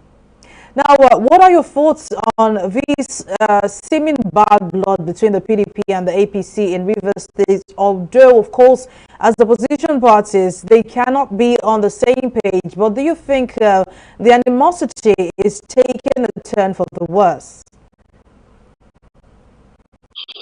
I think this is expected in a normal political setting. But rather than allow it to degenerate into a physical attack, whereby lives are being lost, is what I detect. Politically, and during campaign, you are bound to sing songs, against each other. Songs that are like a campaign for people to vote for your political party. But it shouldn't go beyond that. It should not resort to physical attack. And I would rather say that the security agencies have not been up and live to their duties and responsibilities. If they are, what we should be talking about now is not the crisis between APC or PDP. It's about the arrest that has been made against the perpetrators of people who are out to foment trouble. That is what I can say about that for now. Right, but let's talk about the face-off between the APC and the PDP. Allegedly, members of the PDP stopped the APC from gaining access into the INEC office to access certified true copies of election documents. Do you think this clash somehow could have been avoided by both parties? Of course, it could have been avoided. I want to believe that in virtually all INEC offices, we have security operatives guiding them. if access is being given to APC, there is nothing wrong in PDP saying, yes, if you want to access this document, let us be there as witness so that we know what you are doing. And if it is on the part of the PDP, there's nothing wrong if APC says yes, we want to witness whatever it is we are doing, so that there will not be any collaboration between one political party and INEC. It is normal. But I think they still have to go through the court process to obtain this permission. And once the permission is granted, either individually to the political party or to each of the political parties, there should be a clause whether the two of them can witness the inspection at the same time or separately. Once this is not clear, once this is not separated, I think this is where we have the clash. And it is very wrong to say it is it is the PDP that caused the problem. No, I disagree with that. But in the face of the unrest in Rivers State that we're currently witnessing, do you think a reconciliatory move by the state governor, Nyesom Wike, will in any way douse tensions between the two parties? I think if that could be done, Wike will be playing a fatherly role as the governor over all the citizens of the state. So there is nothing wrong if such moves are made. I think it's a very good move, and I expect APC to reciprocate that by, aligning themselves with reconciliation moves and ensure that they stop all this bickering and all this physical attack, of innocent citizens. All right, you mentioned something about security in the country, and we know that most of all of this fracas leads to loss of life. So what do you expect of security personnel in the country to do to prevent a situation like this from happening again? I want to believe that the institution called security in Nigeria has broken down a long time. And I lost confidence in them the moment I read about what the DSS put out. That some people were planning interim government.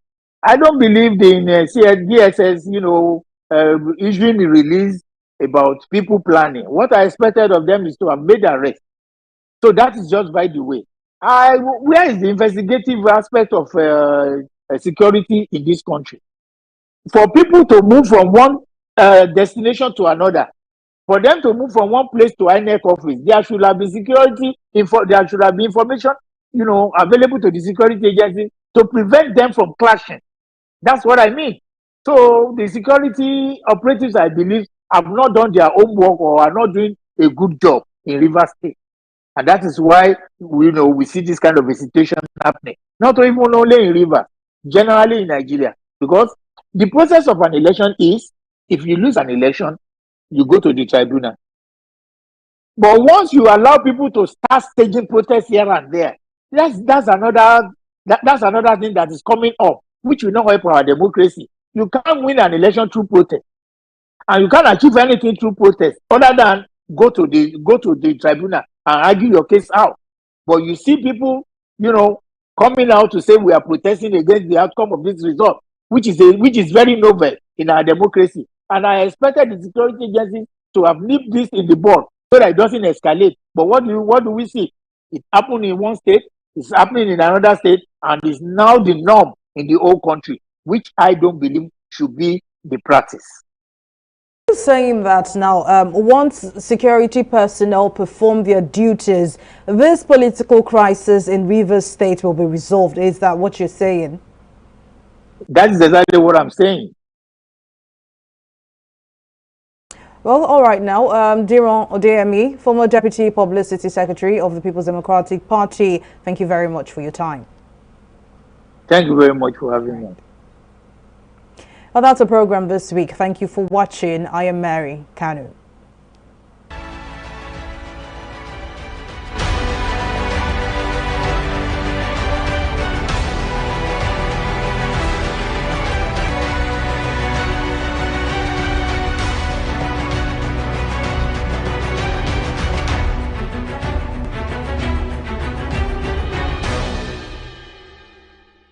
Nigerians, elections are here again. Let us shun violence. Let us play the game according to the rules. Do not be a thug. Say no to violence. Let's rise and defeat violence, crime, and sabotage against the peace of our nation. Nigeria is the only country we have. We must do everything to keep it united. We must avoid any act that promotes hate and disintegration. Say no to separatist movement, terrorism, fake news, hate speech, religious bigotry, and any act that tends to divide us as a nation. Watch out for strange gatherings and suspicious movements. Restrict access to sensitive documents and data, the disclosure of which may damage national security. Educate your staff and family, particularly on measures to safeguard information and report security breaches. Apply relevant legal security guidelines to protect yourself and your neighbors. Due to misinformation and wrong choices, some idle persons resort to vices in their greed to get rich quick. They resort to kidnapping, killings for rituals, and other heinous crimes. Avoid wrong use of the social media. Before you broadcast that false message, think twice. Ask whether it will promote peace or violence. For safety at home, still be security conscious. Educate your household on safety tips. Report all suspicious movements and persons to the security agencies nearest to you.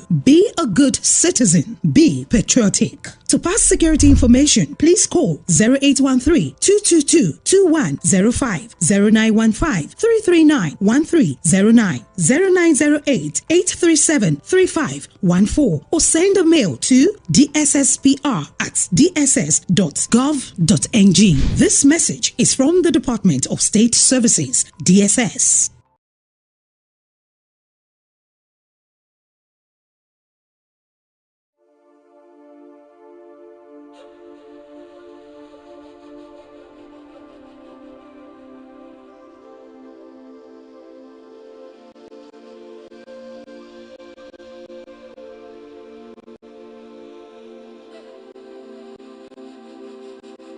Deep inside Ekwe, along the Lagos Lagoon, more than 145 villages are tucked away, far from the bustling city life.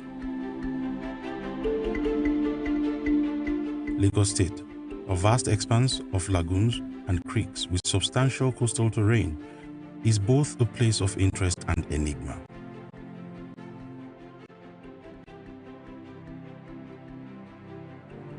A beautiful disaster, a seaweed from South America, has taken over the lagoon, stopping life in its tracks.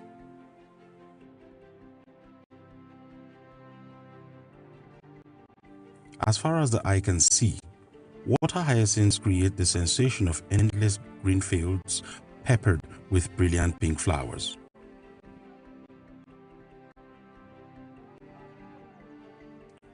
Women are giving birth depending on nature only, and their children are growing up, waiting for power and education, hoping for the future. Àmọ́ gbéborùn kò jẹ́ ká jẹun, abásíkì kò jẹ́ ká rí bí jáde. Tá olóyún wọ́n máa ń bímọ sínú ọkọ̀, a lè lọ́jọ́ mẹ́ta ká tó gúnlẹ̀ sí tọ́ọ̀kì. Wàhálà yẹn wá pọ̀ jù, a rí bí jẹ. Àwọn kọ́sítọ́mọ̀ wa tó bá lọ sí ọ̀sà báyìí, a máa gbé oúnjẹ lọ fún wọn lọ́hùn ni, a rí bí jáde. Ó di tẹ́ni wa nílùú, a rí bí lọ síbì kankan.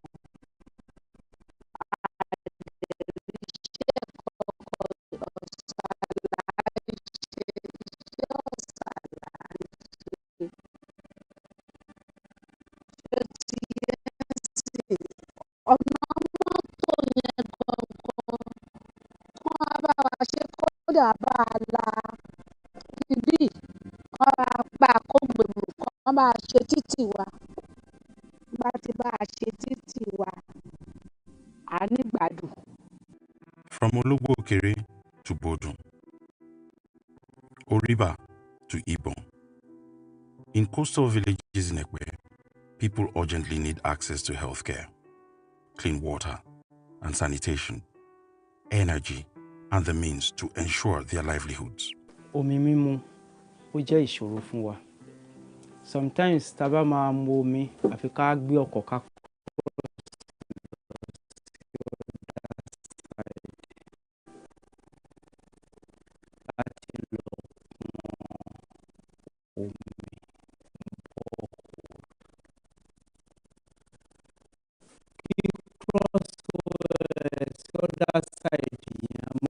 dojúkọ water hyacinth tàbá máa cross. Ìgbà míì ẹnu ọmọ mi lè lọ kó já lo 3 hours ní ìrìn tí ó yẹ kó ju 20 minutes. Tí ilẹ̀ bá ṣú wọn, ẹ̀fọn mosquito ló máa jẹ wọ́n tí ó máa tó wá fa àrùn sí wọn lára. A ò ní hospital tí ìjọba lè fi máa care fún. Ìṣòro ńlá là ń dojúkọ tí àgbàlagbà bá sick, especially tí àwọn obìnrin bá lóyún tán bá máa bímọ. Èmi ọkọ̀ la máa gbé láti bí ká tó dé Ìjìnrìn, èmi àti bímọ sínú ọkọ̀. Èmi ọmọ ẹ̀ á bímọ tán máa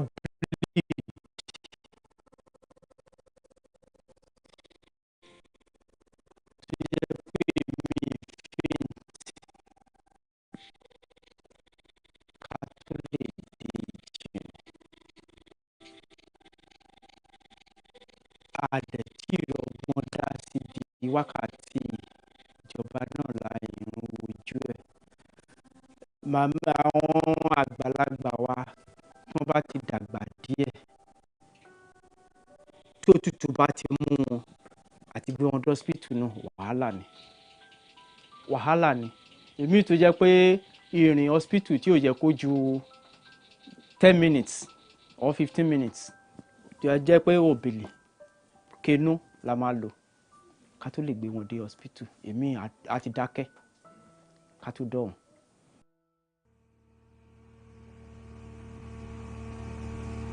Iṣẹ́ ọ̀sà ni ọkọ mi ṣe, àdẹ̀ máa ń ẹja yẹn máa ń lọ ń tà, so àwọn ìgbébùnrin tó bá ti gbà mí báyìí ó máa ń wùkú wa àráyè ń jáde.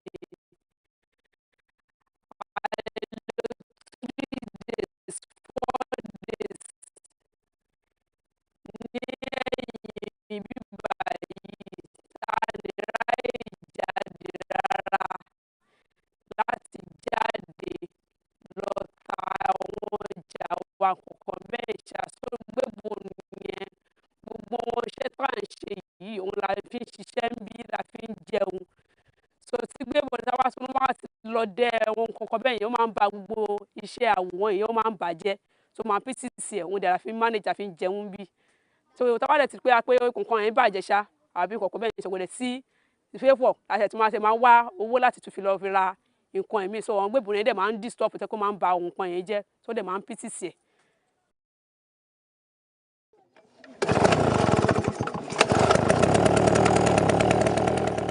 Mo jẹ́ ọmọ Ìkòròdú. Mo wá sí bíbá láti wá ṣe iṣẹ́ apẹja torí wọ́n máa ń pẹja ń lu yìí. Torí ẹ̀ mo kọ́ṣẹ́ mechanic. Mo nídìí owó torí pé iṣẹ́ tí mo kọ́ mo fẹ́ ra irinṣẹ́, mo dẹ̀ fẹ́ ṣe freedom. Torí ẹ̀ mo wá sílùú láti wá owó láti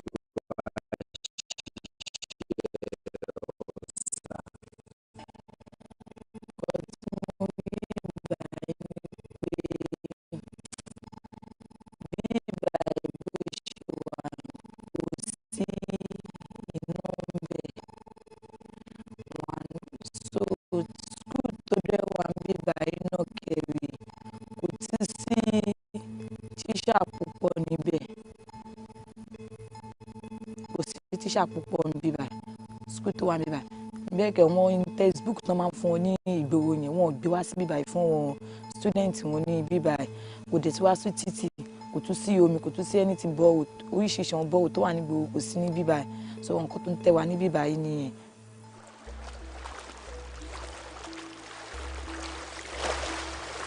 Basic sanitation is absent. Since their source of drinking water, the lagoon, also serves as the main conduit for waste disposal.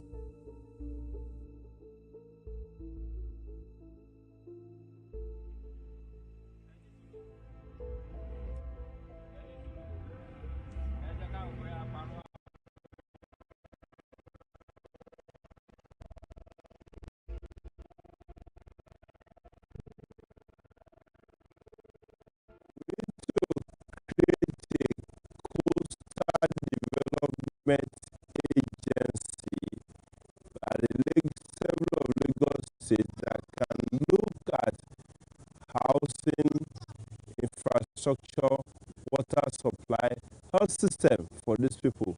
We need to make this environment comfortable for these people to live in. Lagos is not just about the central Lagos or metropolitan Lagos. First and foremost, we need a short-term intervention. Government needs to come and reach these people at their health, especially the area of health challenges, water supply, and schooling.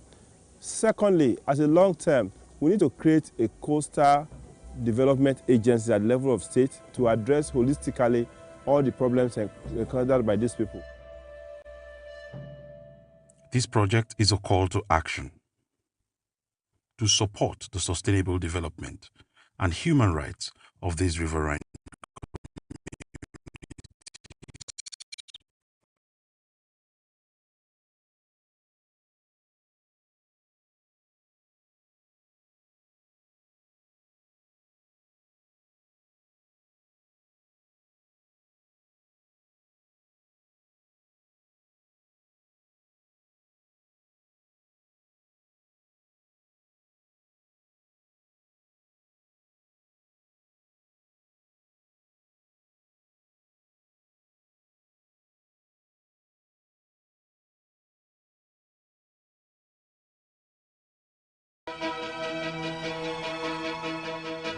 Opinions are free, facts are sacred, but truth is universal. How, in practical terms, can we, for instance, de-escalate the tension? President must see himself as the President of the Federal Republic. We know where the enemy is. 3 places. The Lake Chad Basin, the border area between Nigeria and Cameroon, and then the Sambisa Forest. On TV360, we give you a complete dose of everything. Opinion, facts, and undiluted truth. I hardly believe what politicians say in this part of the world. A new Nigeria is possible, a future is possible. We delve into the issues, dissect it so that you can understand it, and use it to take action. I don't think there's any need for any governor to look for grant for ranching. TV360, dissecting the issues.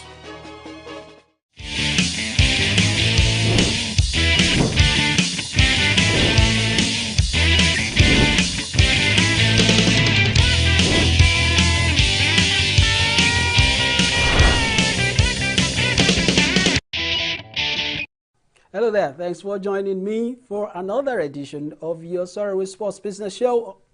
Judy Olano is my name, and it's great to be back. Yes, thanks for joining me. On today's show, we'll take you through some of the news that are making rounds, and on the Dugout segment, we'll be talking about the A-ball pool season 2023 in Nigeria. Of course, you want to know what is A-ball. You really know about it, but maybe we will shed more light when we get to the Dugout segment. But for now, let me go on the break, and when I return, it will be time to take the news.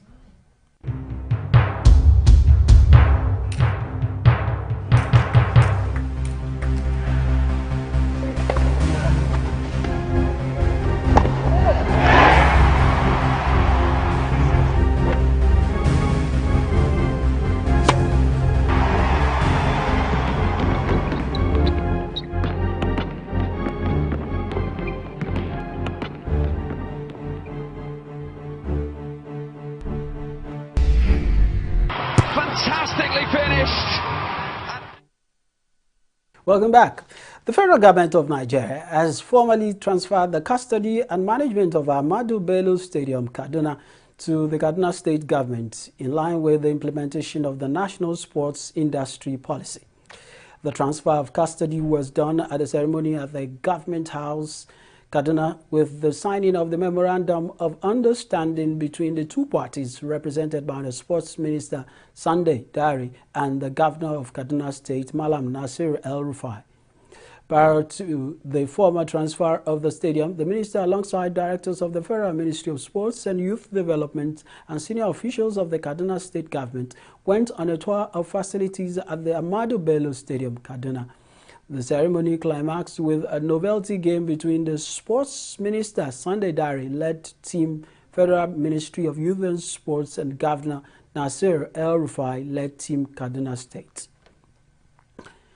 U.S. financial services giant J.P. Morgan Chase & Co. has made an offer to finance the media rights business of Italy's Serie A according to Reuters. The league has long floated the idea of creating a spin-off media business, having last been reported to have revived its plans to sell a stake in the new company. In 2020, several clubs chose to block the offer for a 10% stake made by CVC Capital Partners, which was willing to invest 1.7 billion euros. Reuters now reports that JP Morgan, as well as several other investment funds, have approached Italy's elite soccer league to express interest in supporting its media business. All 20 top-flight clubs have been informed of the U.S. bank's interest at a closed-door meeting featuring team executive of the Serie A club. The outlets adds that JP Morgan is reportedly able to provide between 700 million euros and 1 billion euros in bank financing, with their rights acting as the collateral backing the investment. CONMEBOL and CONCACAF, the two soccer bodies that govern the Americas, have confirmed that the U.S. will host the 2024 Copa America, the South American Continental National Team Tournament, as part of a new strategic partnership. Ecuador was originally set to stage the 2024 Copa America, but withdrew as host in November amid security concerns. The tournament will now return to the U.S., where the competition was played in 2016. Saudi Arabia's tourism board visits Saudi is set to be announced as a sponsor for the 2023 FIFA Women's World Cup, according to The Athletic. In December 2021, FIFA introduced a new commercial partnership structure permitting brands to agree sponsorship deals exclusively centered on its women's soccer tournaments. The governing body has subsequently partnered with payment technology giant Visa as a global women's soccer sponsor, while Australia's Commonwealth Bank has also come on board as an official supporter of the Summer's Australia and New Zealand 2023 Women's World Cup. The Athletic now reports that Visit Saudi will also become an official partner of the 2023 World Cup. That marketing deal will be the Saudi Tourism Board's most high-profile sponsorship after the brand ambassador agreement it signed with Argentinian soccer icon Lionel Messi last year. Despite Saudi Arabia's recent moves in women's soccer, Amnesty International, UK's head of priority campaigns and individuals at risk, Felix Jakins, has taken a swipe at the Arab country for its discriminatory acts against the women in that country. He says Saudi Arabia's sponsorship drive is an act of sport washing and appalling human rights record. Digital sports media company DAZN has acquired the exclusive broadcast rights to the US-based All Elite Wrestling, promoting it in 42 territories across Europe and Asia. DAZN also has the regional broadcast right to World Wrestling Entertainment, WWE, in Germany, Austria, and Switzerland. With the addition of the AEW agreement, the media company builds out its multi-territory combat sports portfolio that also includes deals with high-profile boxing promoters such as Matchroom and the Professional Fighters League in mixed martial arts. And that's it for the news. And next will be the conversation around the game that the president of FIFA, that's the president of the Football World Governing Body, had in Davos, where the world gathered to discuss about economic empowerment of the world. Soccer was also a focus, and Gianni Infantino, the president of FIFA, was also one of those who spoke to the media at Davos. Well, I think it is important for football and for FIFA to be present at the World Economic Forum. Football is, as we know, more than a sport. Football is definitely a very important economic player in the world. And football is also a social function, which is also extremely important. So being able to come at the World Economic Forum to meet leaders of countries, but also leaders of the business community, and to see how football can integrate the economy all over the world, I think it is very, very important. Let's not forget that the global GDP of football is almost 170 billion US dollars, which positions football quite at an important level. It's not just a game where you have 22 players, referees and fans who watch. It moves a lot as an economic sector in terms of broadcast sponsorship, ticketing, but also everything that is around in terms of the operations, the catering and so on, the security. So it is really an important economic sector, and there is a lot of potential for the development of this economic sector all over the world, to follow the great example that Europe and some European countries in particular have given. There is a lot to do all over the world.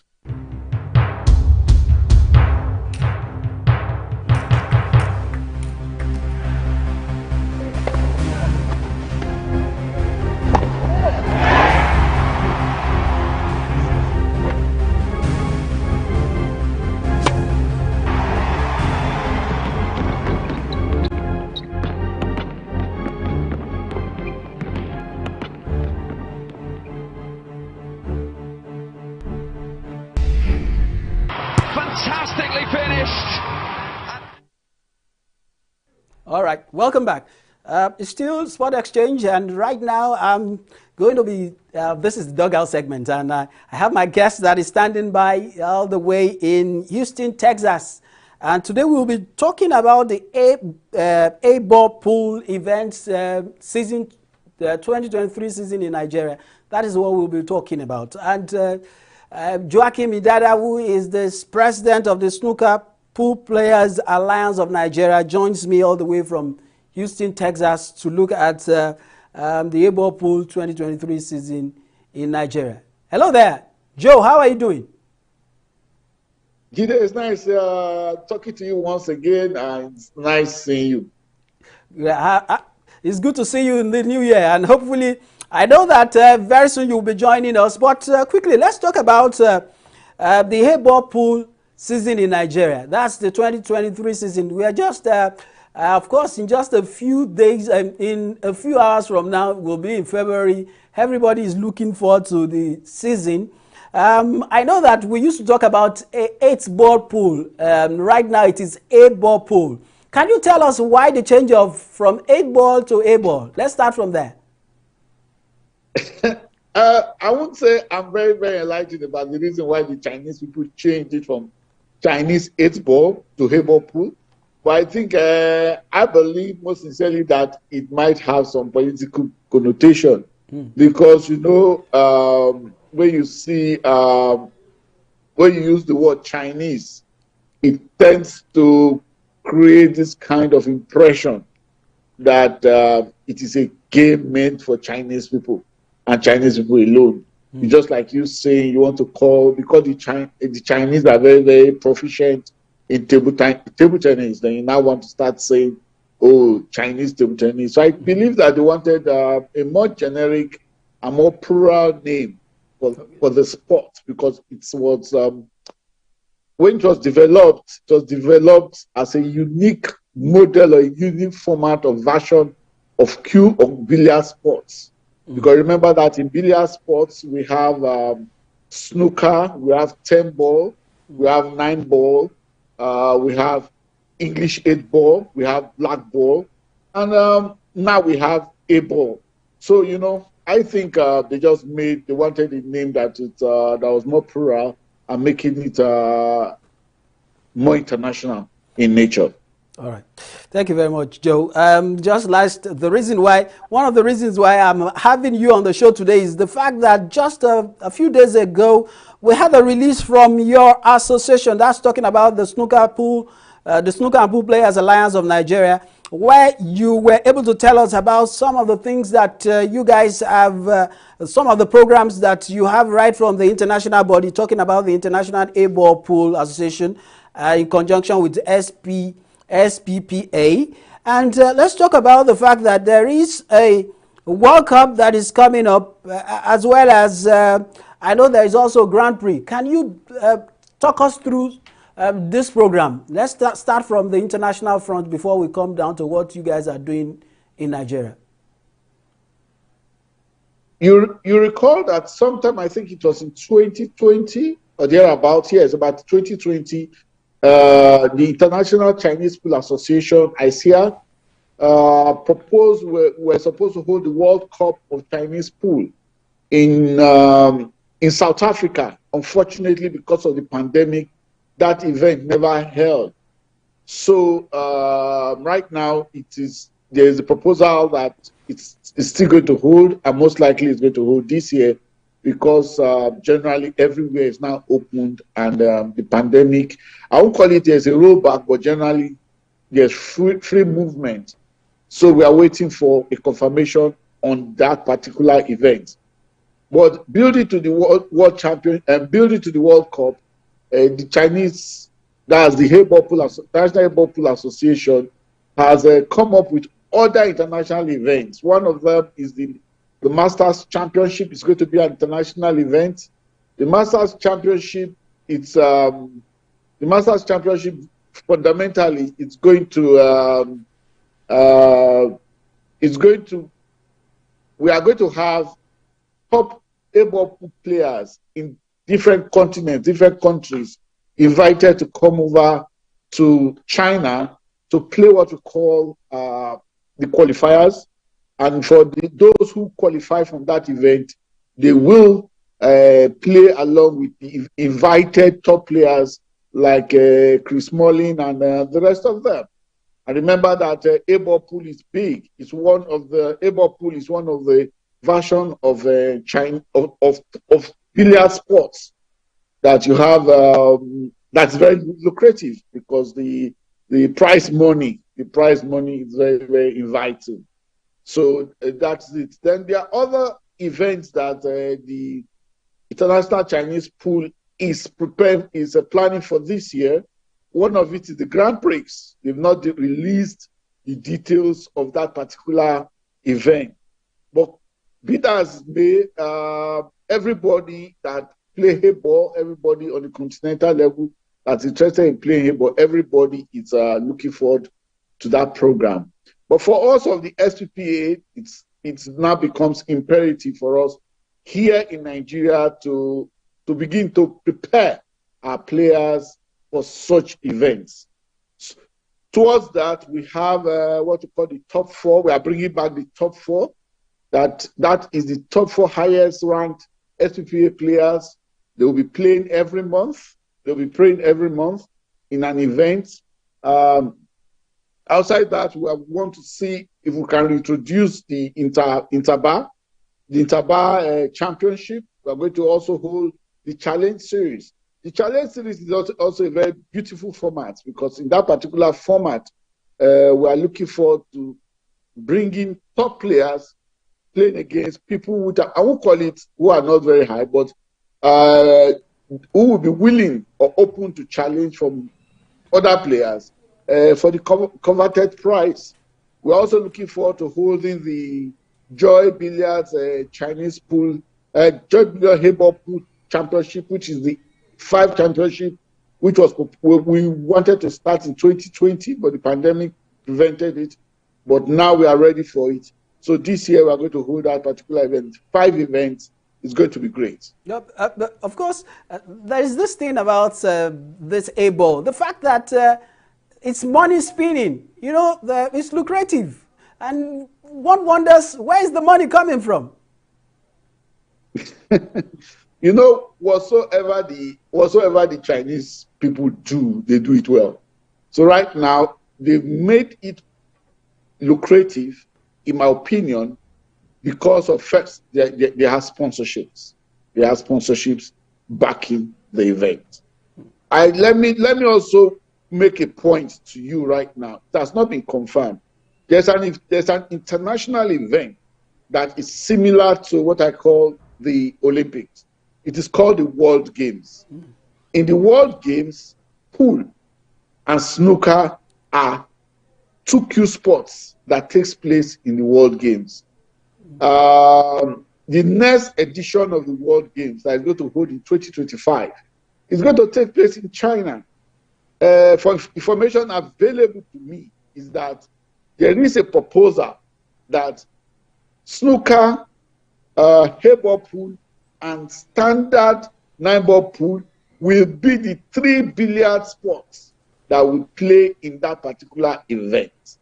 So I think, in my opinion, I think that will help grow the profile of the sport and make it more attractive for sponsors. So right now, the Chinese, the promoters of hayball pool and developers of hayball pool, that's Joy Billiards and the ICEA, are investing heavily, making the prize money very attractive to bring in top players from around the world. One other thing I must give kudos to your association, the Alliance, the SPPA, for is that you had 1 or 2 players represented Nigeria in international competition last year.